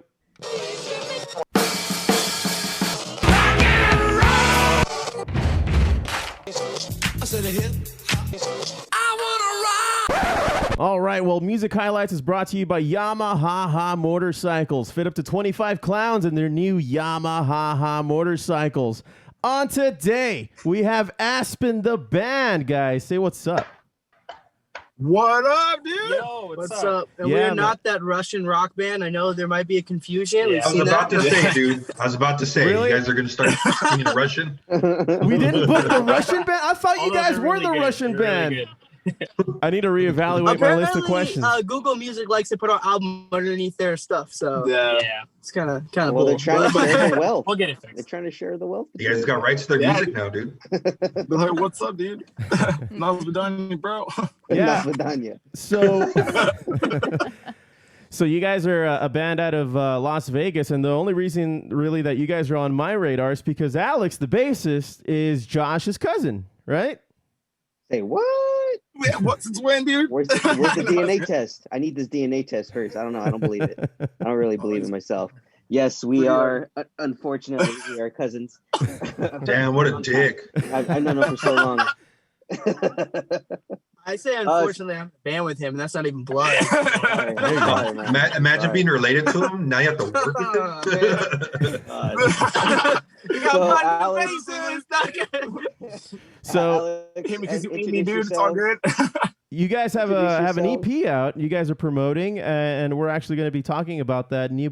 What's new to me, but apparently it's not new. But the EP is called Wither, and we're going to play a few songs at the end of the segment off of that Get EP. with the times, Fuze. I know. Well, speaking of, how long ago did Wither come out? We released it. Last week. My memory's shot. It I don't was- know what I It was yesterday. around December of 19. 2019. Yeah. Yeah. Like December. 2019. Yeah, like, yeah. No, 2020 doesn't count though, guys. Like that's a blip that we're I think we've all decided as a society to just ignore 2020, right? Yeah. Yeah. It never happened. So So see, it's it's only been a 20 few was weeks, just a long really. day. It was Been a just month. It was long day. 2019. Yeah. Oh, yeah, it was. December 2019. My bad. It was December 14th, 2019 was our EP release show. Oh, okay. Yeah. Yeah. So Right. yeah, on. 2019 December. Simpler Somewhere in times. Yeah. much simpler times. We Where harken did you back to guys the have I the don't know release what show happened. We released EP and the whole world fucking blew up. So I think it may have been our fault. Good job, guys. It could have been us. It's really funny too because I remember saying at one of the shows literally like right before the show. I think it was the March 13th, Friday in March, 13th, right before the shutdown. like the day before shutdown. Like the Dance Gavin Dance show shut down, and I was actually low key kind of glad because it was the same day as our show, so everyone went to our show instead. But I remember saying at that show, like I'm feeling kind of something. Keep a distance kind of thing. Yeah, dude. And then the whole world shut down and everyone got sick. Yeah. Oh, We actually have a video of him saying that, dude. And someone commented, we posted it on Facebook, and someone was like, "Yo, that did not age well." Yeah, totally. Yeah, I mean, things got serious pretty quickly. Things escalated. But hey, before we keep going Super here, quick. let's get some names, man. Who are we speaking with here? We already got to Alex, but who else is in the car there with you? So we're both named Anthony. That's our name. Oh, good. The way guy. we Whoa. differentiate each other is Big Ant, Small Ant, Okay. Tiny Ant. Tiny ant. Either or. Yeah. But as you see, it's like we're like the same, but like see, he's the light on the dark version, Right. But check it out, It's too, like though. the Phoenix and the Crow, but it's like me and Look at it like this, though, like Pokemon evolution, dude. Look. Oh, shit. Oh, That's right. That's funny. that's true. Damn. I was see it now. like the beta. He's like the new alpha version that just came out. Like way cuter and prettier. He's got the baby face going. Yeah, he's I'm the rough, Careful. jagged version. He'll just slowly trying to overthrow make you. things he's work. just Bulbasaur. So, where was that last show that you guys played? That American was Legion. American Legion. It's like one of those VFW veteran hall places. Mhm. A pretty dope place. It's another small venue. It's one of the more common ones in Vegas for Yeah. like local shows. Especially like in the hardcore metalcore scene. Yeah. Oh, okay. Yeah. I'm just glad we got to play a show literally the day before shutdown. Yeah. Yeah, it was nuts. So what have you guys Like, been so we doing kind- since shutdown? Like, how did you guys keep going on we- during? We've been doing a few things. We have had like don't get us wrong. We're not gonna be like, oh, we've been working on so much shit, working so hard, grinding. We've been trying, but we've been struggling like everyone else. We did do like a live stream, so like that's up on YouTube. Evergreen Sessions is who did Yes. it. So that was cool. It was like a whole live performance. Like full. We had our custom light show that we have in all of our sets that was going in the background and all. It wasn't like a studio thing. It was like a live performance. Like all these bands are doing now. Pre-recorded. Yeah, pre-recorded and pre-recorded. released. And then we've been working on new music. We have a whole bunch of stuff based in the works for the new album, but we were kind of leaning between like full album or singles or what. And singles seem like the move now, but we kind of wanted to get the album done first and then release them as singles. But then COVID hit. I mean, Yeah. Casey lost his job. We're all just kind of like I lost financially mine for a struggling. little bit, So but thankfully got it back when the casinos opened back up. And Oh, for cool. context, Casey is the rhythm guitarist. Yeah, and he couldn't be here. Oh, He's at a okay. wedding right now. He will be missed. Oh wow, people are still doing that, huh? Still getting married? Yeah, Yeah. somehow. How? Like, how though? The real I question mean, if is I was why. to go to a wedding, we had to wear masks in the middle of this though. Everyone would be in black, and we'd all be wearing those big plague masks. That would be Damn. pretty hard. That That'd be pretty pretty dope. good. That'd be memorable as fuck, dude. That'd be dope if all the best men did that. Oh, you're right. Oh, all the guests are like, "What are we walking into?" And then they get sacrificed at the end. Just lock Looks all like the a doors really after weird they walk orgy. in. Yeah. You will not leave for the Yeah, next photos 3 back. hours. Show your grandkids those photos from the wedding. This was back in the great apocalyptic 2020 COVID crisis. So how did we've you been- guys? We've been trying our best to. Okay. Oh, I'm sorry. Go ahead. Go for it, man. Oh, okay, so yeah, we've been trying our best to work on stuff like just content in general, even though it's been really hard this past year. So But Yeah. we're making it happen. there's you know? there's stuff in the works for sure. We did also drop a couple like merch. We did one collab kind of thing with Cleaver Clothing, which I'm sure a lot of people know. Owner of Ice Nine Kill Spencer owns Cleaver Clothing, and Those are like big names in metal for us and stuff. And we'll just say, long story short, this does not reflect Spencer or the band at all. We have a podcast coming out that's explaining this, but they extremely screwed us over. And they there was kinda no promotion that was promised on their end at all, and It's like a whole big 100% took advantage of us, and that did not go too well. Yeah, a little bit. Wow. But the design's cool. So that The shirt's up on shirts- Big Cartel. The If you guys shirts want are dope. They All came right. out really So- nice. Well, cool, All right, man. we also on. Sorry to released hear a about Tree that. Gang shirt. Yeah, Oh it yeah, happens. it's all right. We also have a Tree You Gang learn. shirt, which is like got that old, Scene Kid, A Day to Remember, Asking Alexandria, Kind of vibe. colorful monster kind of vibe. So we kind of wanted to bring back a little bit of nostalgic, like Scene Kid merch. Like Yeah. I want to feel like I'm walking a Hot Topic. Sure, again. yeah. Like, I walk And Hot you know- Topic now, I'm like, what the fuck? And it's funny listening to your guys' music. It took me back to that post-hardcore kind of place. Back when I was in high school, I was in the early 2000s.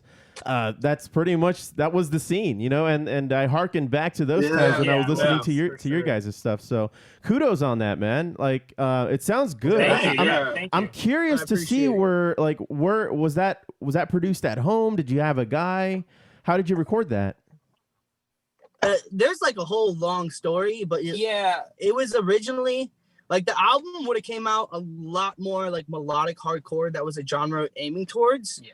I was originally writing the whole thing solo, and I'm a vocalist. Like I never wanted to be a guitarist or instrumentalist or engineer or producer or any of that. And I kind of just years of failed band projects and whatever. Couldn't find a band out here. Couldn't get in a project. I kind of got forced into like, this is something I want to do regardless. I got to find a way to make it happen. And I started writing, doing my own thing.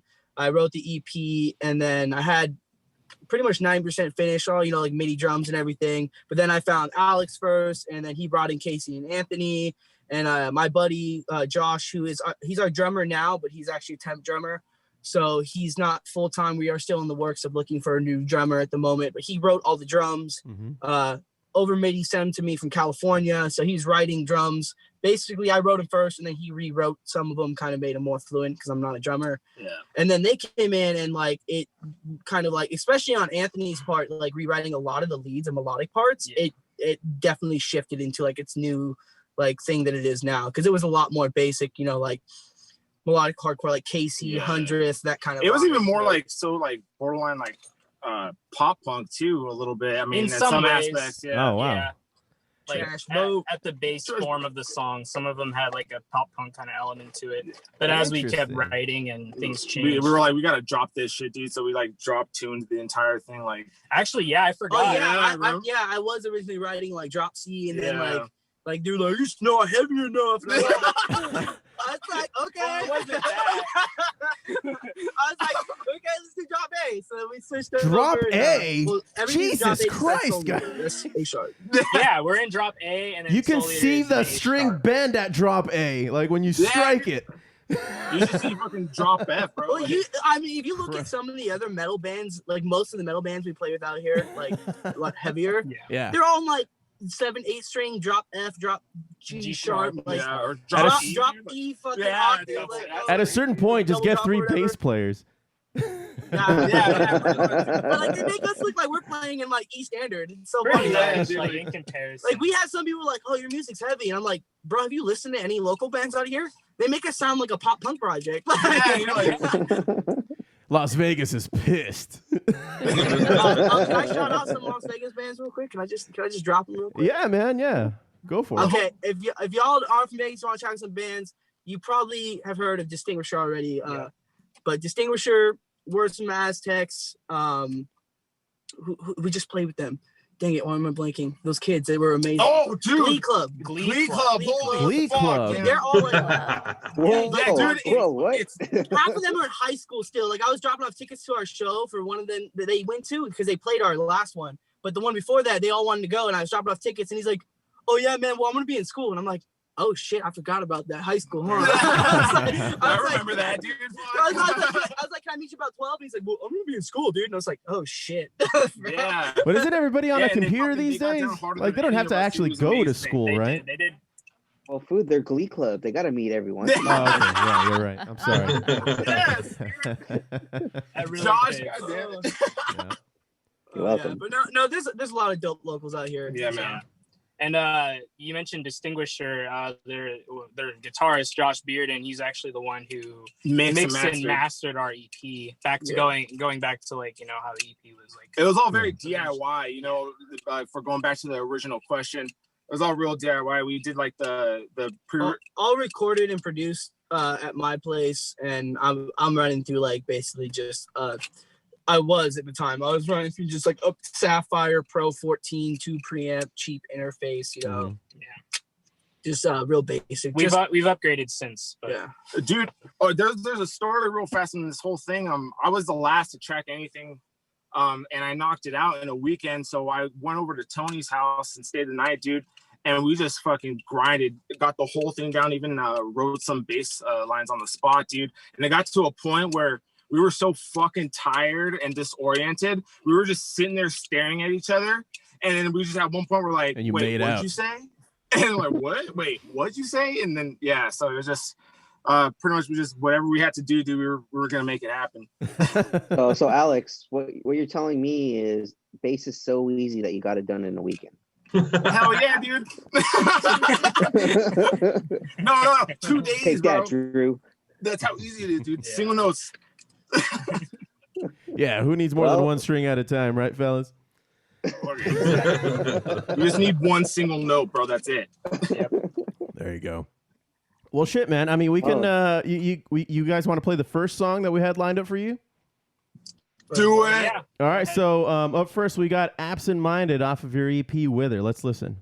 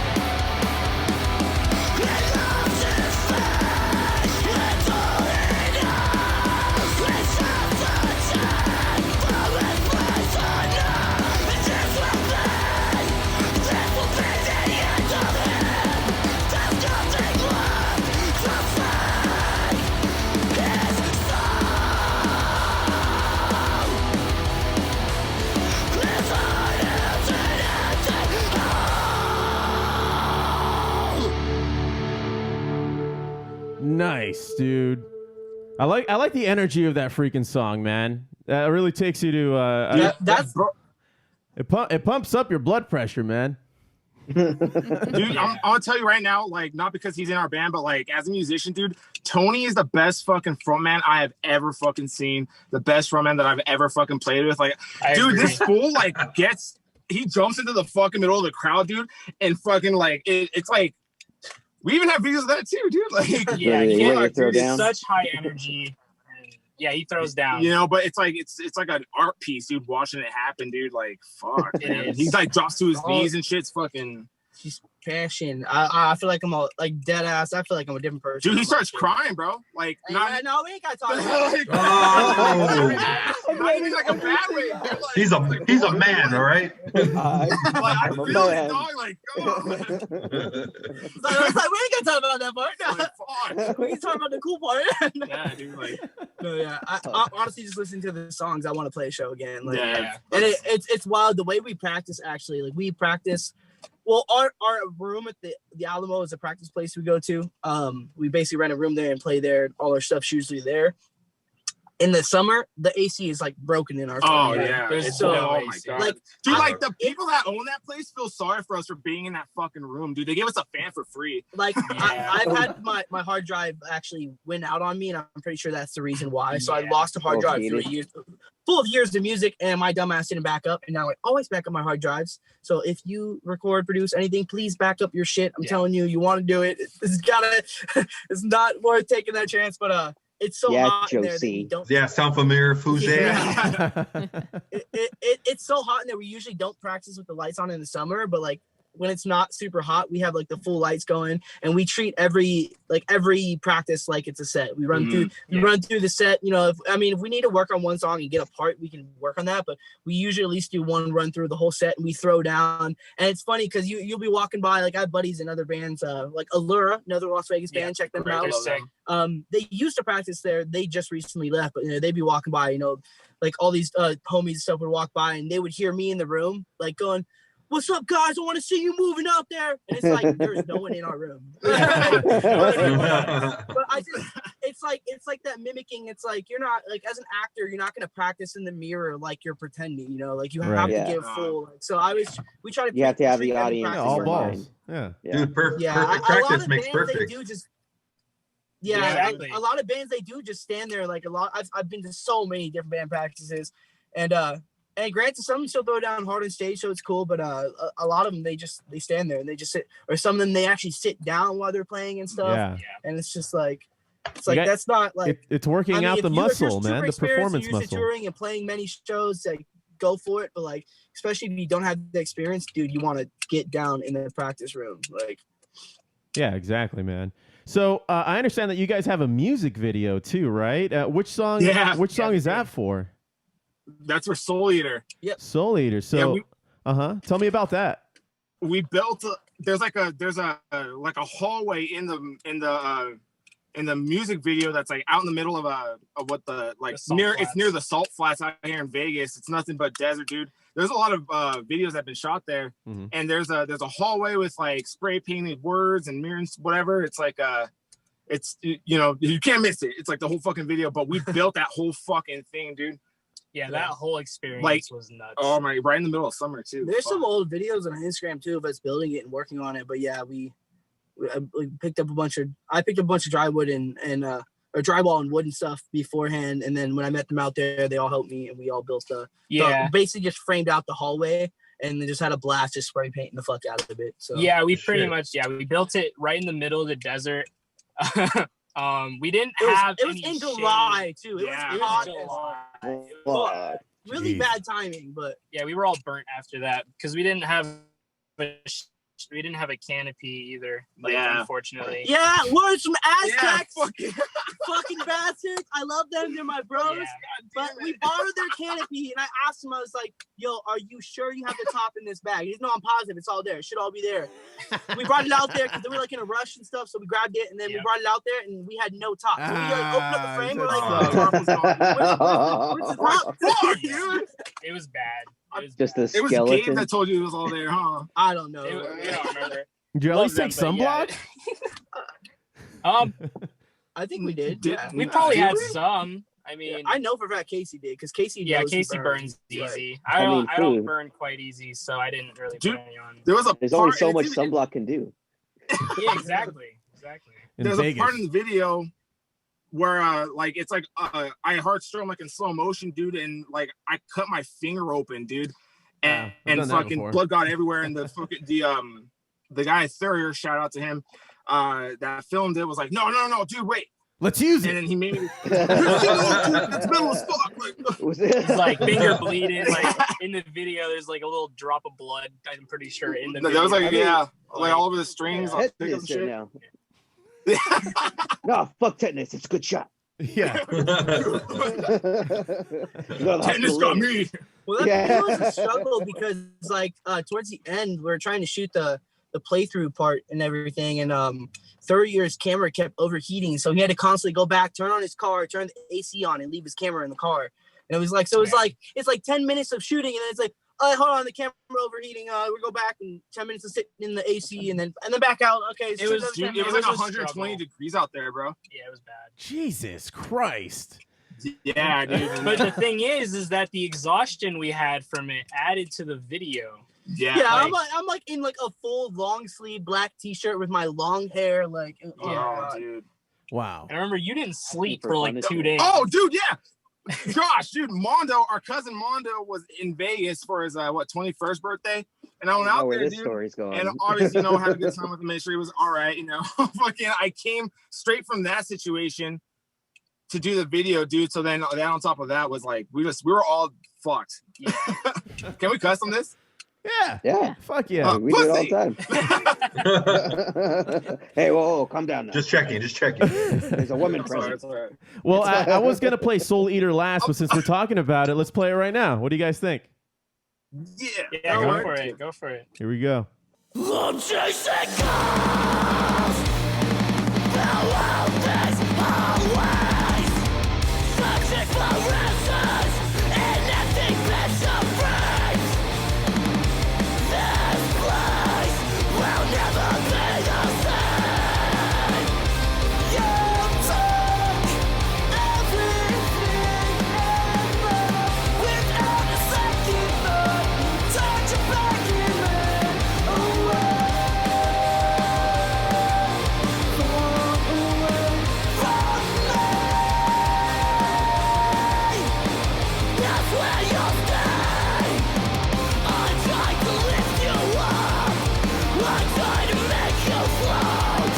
But I was careless, and you were scared of the stars. I put my oceans on your heart, and you sank to the bottom of the floor. I tried to be your anchor, but said as you far from home, I had to let you go.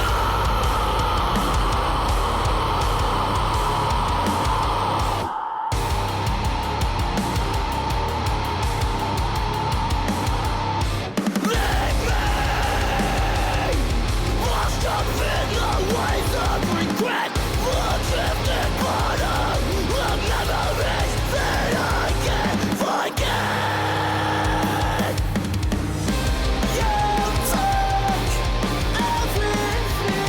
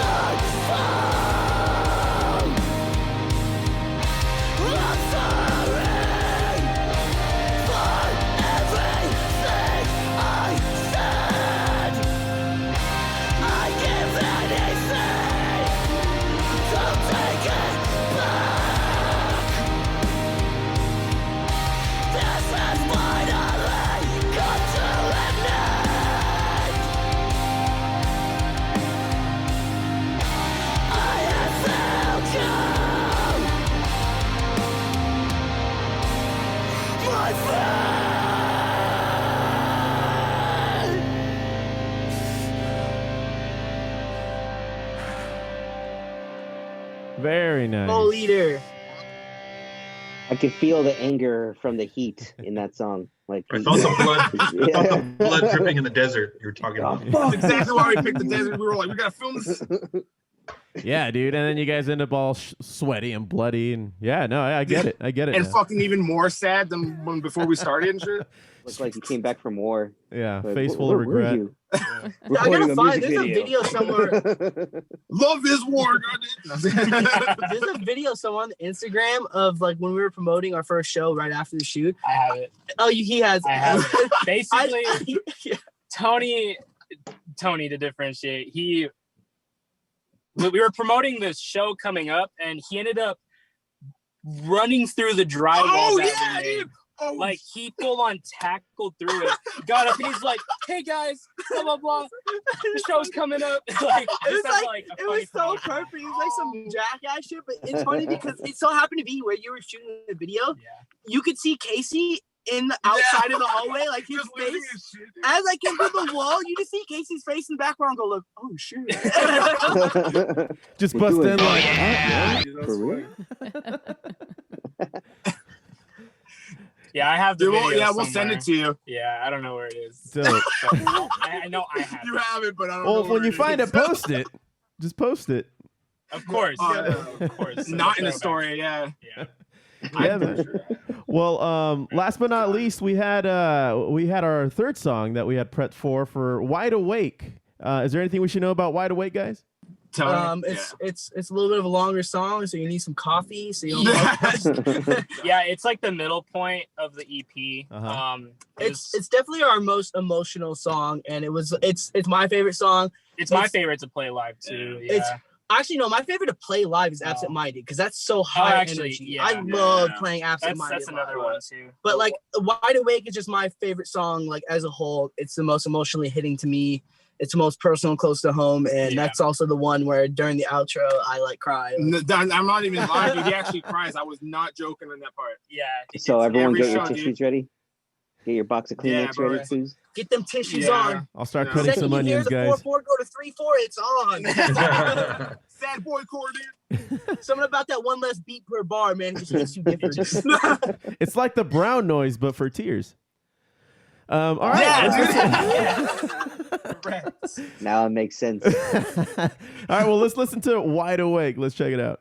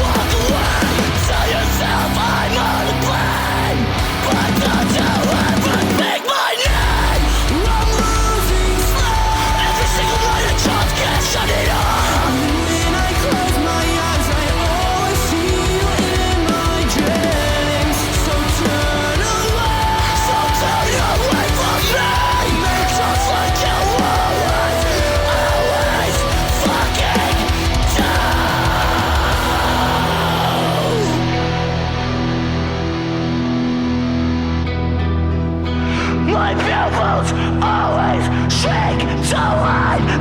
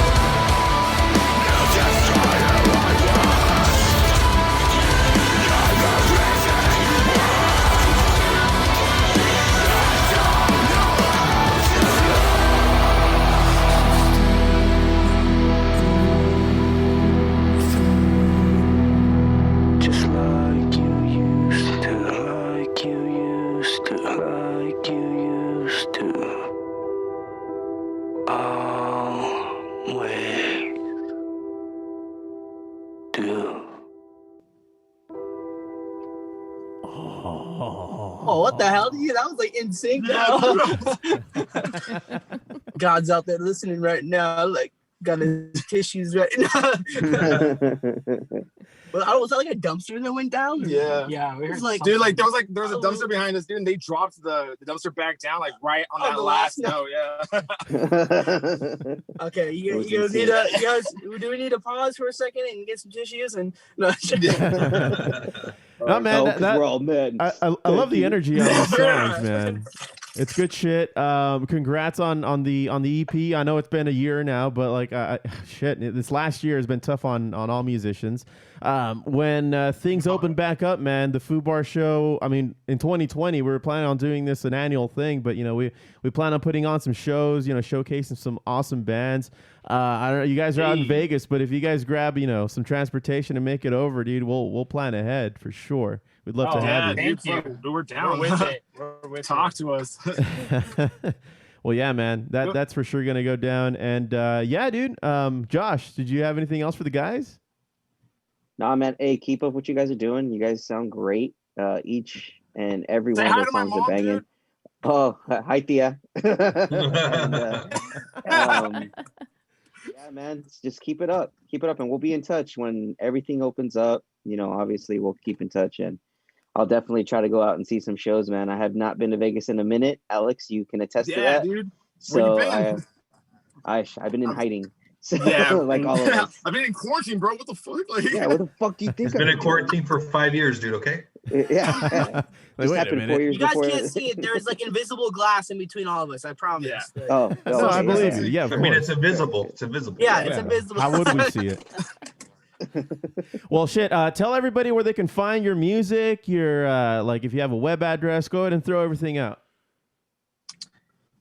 So we got Spotify. We have our Aspen merch store up on Big Cartel. We have a link tree on our Instagram, on all social media. Pretty much, we're basically on we're only on really Twitter and Instagram. The but best way to get to all of our stuff is go to Instagram, and pretty much everyone has one nowadays.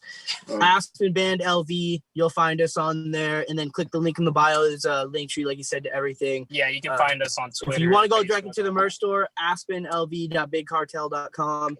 And then I think there might be a link still on there should there be to the YouTube session we just did? Yeah.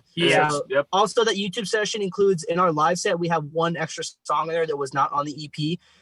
So if you guys want to hear that song, it's a lot heavier than the rest of them. Yeah, it's a standout for sure. If you guys want to hear that one, that's in that set. So okay, nice. Is there more blood in that one? Do you open up a vein or something? Yeah, dude. Actually, they're in the live set. Like the whole theme I'm going for, because I programmed all of our lights for our set and I built the stage boxes. So like most of it is red, and the whole outro is like really fucking heavy and has just a bunch of red strobing and crazy shit going on. So sick. You could say that. I mean, in the music video, we could totally do like a ton of blood. We could. And the police will never know. Yeah. You guys look like Dexter about to off somebody. Dang. Well, hey, man, Aspen from Las Vegas, dude. Thanks for being on the show. Go to their Instagram, just like they said. Click on the link on their bio. It'll take you to the link tree and everything that they got going on. Kudos on the EP, guys. We can't wait to hear more coming out of you, coming out of Las Vegas. Thanks for the shout-outs and putting other bands on our radar and all our listeners' radars. Yeah, I mean, everybody can use a little bit more music these days. So, yeah, dude. Exactly. We much appreciate it. So, yeah, dude. Aspen Band from Las Vegas, Nevada. Thanks for being on, guys. Not from Russia. Food. Not from Russia. Not Russia. Not that one. Not the Russian one. Although they're cool. Dude, we might be out because through our roots, we're all connected, So would you who guys knows? say you're comrades? Oh, damn. In Mother Russia, Aspen is us. Oh. All right, fellas. Take it easy, man. All right. All right, Peace later. out, guys. Thank You guys you. have a good Thank you, day. guys. Thanks for having us. Yep. Yeah, ticket sleazy guys. All right, Foos. Well, we didn't want to end today's music highlights without actually talking about somebody that's been near and dear to the Foos musical heart for years now, Foo. One of the last Since college. Yeah, dude. One of the last pieces of news that we got, and it was actually on December 31st, 2020. Fucking New Year's Eve, man. New I can't Year's believe Eve. it. You know, the 2020 just wanted to get one more in before we ended the freaking year. It was a shitty year, man. Nut kick. So you wanna tell everybody what we're talking about here, Foo? Yeah, man. You guys all remember MF Doom, Foos? MF Doom, man. We play him a lot, actually, because of our Podzilla and his ties to King Ghidorah.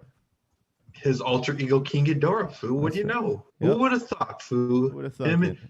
He's the guy we're watching in that suit. Just kidding. What? That'd be The dope. wobbly heads? Imagine. Good old wobbly heads, dude. Get old wobbly hands. This is from his album Food, which is a play on MF Doom, and it's like his themed album based around food. Like all of his tracks and like his skits and stuff, he pulls samples like alluding to like food and just kind of explaining like his pretty much like the cookies song is him pretty much like him jerking off to porn. For milk and cookies, and his cookies are the cookies in the cookie browser that his wife caught him. Oh, that's clever, man. It's all play on words. Yeah, so That's it's clever him just as fuck. kind of making fun with the whole food concept, and one of his better albums. This is like one of his like more odd albums, but it's not his moniker album, which is the Operation Doomsday. This is like a fan favorite album. It's a Probably good one. my favorite. And yeah, the a lot song of you people picked, go back to this album. and the song you picked Yeah. was one of the most melodic songs on the Food album. You want to tell us what we're listening to here, Foo? Rap Snitch Knishes, Foo. But Featuring- first of all, what's a Knish, Foo? What's a Knish? Couldn't tell you. Do you It's know? like a Knish is like a Jewish, little Jewish baked good. It's like they like have like cheese Knish. It's like almost like a Danish, I see except it's fully wrapped. I see online. I see a bunch of pictures of of like little Danishes and little balls of like. That's what Josh That's a just said. Knish food. That's what I just said. I'm reaffirming. The Dutch have the Danish, and the Jewish have the Knish. Wait. Do the Dutch have the Danish? I don't know. I thought fool. the I don't Danes care got. anymore. Wait. Never mind. But Who got anyway, the short end of the stick and got bagels. It's all Nordic. It's yeah. all in that area, that Norse area. sure. Wheat flour. So let's listen to Rap Snitch Knishes featuring Mr. Fantastic. Knishes. Knishes. Whatever. Yo, All of a sudden. MF Doom, Mr. Fantastic. Mr. Fantastic. Villain. What up, nigga? Ain't nothing. What's the word? It's cracking, boy. Same old shit, kid. Man, Day, you rap know? snitches, man. Shit is bugged out, man. What the fuck, man? Shit telling me. Niggas running their mouth, telling everything. Critical. Rap snitches, telling all their business. Sit in the court and be their own star witness. Do you see the perpetrator? Yeah, I'm right here. Fuck around, get the whole label sent up for years. Rap snitches, telling all their business. Sit in the court and be their own star witness. Do you see the perpetrator? Yeah, I'm right here. Fuck around, get the whole label sent up for years. Tight profile, low, like 8 and paid in full. Attract heavy cash, cause the game's centrifugal. Mr. Fantastic, long though like elastic. Got my life with twin Glocks that's made out of plastic. Can stand up brown nose and nigga fake ass bastard. Admiring my style, tall bust through Manhattan, plotting, playing the quickest. My flow's the sickest, my hoes be the thickest. My dro, the stickiest. Street nigga, stamped and bona fide. When beef jump, niggas come get me cause they know I ride. True to the ski mask, New York's my origin. Play a fake gangster like an old accordion. According to him, when the D's rushed in, complication from the wild testimony was thin. Caused his man to go up north, the boy hit him again. Lame rap snitch nigga, even told on the Mexican. Rap snitches, telling all their business. Yeah, dude, the flow on this song is fucking sick. Yeah, it's definitely one of my favorites for sure. And again, to like what Foo was saying about the cookies song, this one's just pretty much him saying, yo, why all you rappers gotta really put out all your shit on there? It's like, why you gotta be real like on all your songs? Like you guys are really snitching on yourselves kind of thing. Yeah, like, and the rap beef is really what fuels the rap game, I would argue. But yeah, I don't know. but I mean, like saying like, "Yo, I got like 600 guns on my table." Like, he's talking Yeah, about like those. he's making fun of like, making fun of like, oh, I'll blow you with my 2 shotties in the car, and it's like, Yeah, you're not I hard, got, dude. like, You're just 6 dumb. kilos. I got 6 kilos in my trunk. It's like, wait, okay, I'm sorry, excuse me. It's like, Dick, come on. Yeah, the FBI could be listening right now. Yeah. Oh, they're definitely listening. Like, Yes. In his trunk, in his Kelly. Be suspicious of trunk movement. Well, shit. All right. I think that's going to do it for the music highlights. Do you have any Foo facts for us today, Foo? Yeah, man. I mean, we're here, right? We are here. Are we, though? That's our first fact. Just kidding. It's Well, not. Foo, before we get started on Foo Facts, I just wanted to say that Foo Facts is brought to you by Rogan Condoms. It's like regular condoms, but with 3 straight hours of crazy pillow talk. All right, Foo. Go for it. Wait, hold on. Yeah. So does the condom talk to me? What? Does the condom have speakers on it, like Bluetooth? That's what I gotta say about those 3 hours of pillow talk. Jesus. Yeah. Jesus Christ. Well, Foo, let's just ring it in. Here's a MLK Jr. fucking Foo fact. MLK spent his wedding night in a funeral home since there were no honeymoon suites available for blacks. Oh. Foo facts. Foo facts. There's probably a place where you can cater too, so.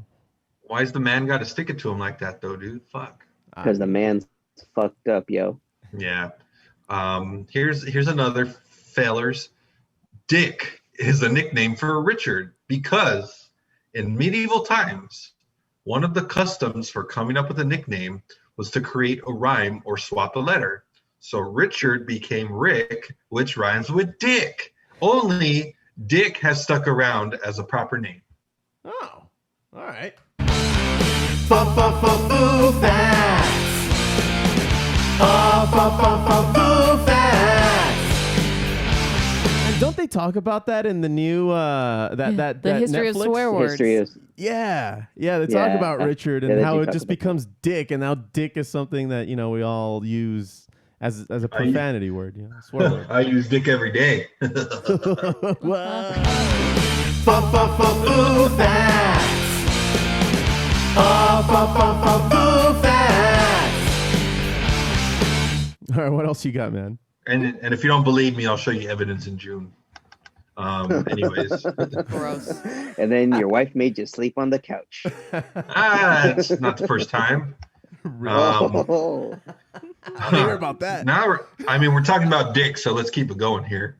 When British Airways was having trouble erecting the London Eye, the owner of Virgin Airlines flew an airship over and said, "BA can't get it up." Foo facts. Foo facts. Okay. Check out this crazy one. Certain bears in Russia have become addicted to sniffing jet fuel out of discarded barrels, going as far as stalking helicopters for drops of fuel they leave behind. What the fuck? Foo facts. Foo facts. Jeez, they're hankering, man. They're fiending. Dude. That must be how they get them to balance on those balls. Oh. It all makes sense. More now. jet fuel. More jet fuel. Equivalent Now- exchange. I think the Russians Now, are onto also- something. Classic Yeah, now Russia. Kosov, you want this other hit of fuel, you must get on ball. No, get They're just- on ball. There's Jonesing trying to get on the ball. Okay, good. Now you sniff fuel now. Okay. You guys ever seen an ant with wings, Foo? Yeah, isn't that the Yeah. queen? Yeah, they're terrifying. No, the carpenter ants. Oh, all right. Well, here it is, Foos. Apparently ants with wings are myths to some people. After Just an like ant- flat Earth. That's right. It's not a myth, Josh. It's The government it's been cameras, man. busted. Pigeons are. That's why COVID exists, dude. Oh, okay. They had to repair. They had to repair all the pigeons. Because of 5G, right? Yeah. All right. Upgrade. Foo, after an ant colony is well established and has enough resources to spare, that is when ants evolved into winged ants. Foo facts. Foo facts. Foo, you ready for the next one? Yeah. NASA has a radio station, and all they play is alternative rock. Foo facts. Foo facts. I get it, man. You got it, Foo, because alternative rock than earth rock, Foo. I got it, man. I got it. Are you sure? I'm pretty sure I got it. But the best part of the joke is when you explain it. I know. Thank you for that, Foo. Well, actually, pushes up his glasses. Yeah, you nerd. Well, Foo, I think it's been another successful episode of the Foo Bar Show. Season 4, fellas, and Steph. Oh my God! I know. And it's season 4. And even though the beginning of this year has been a little crazy, I think it's just the beginning.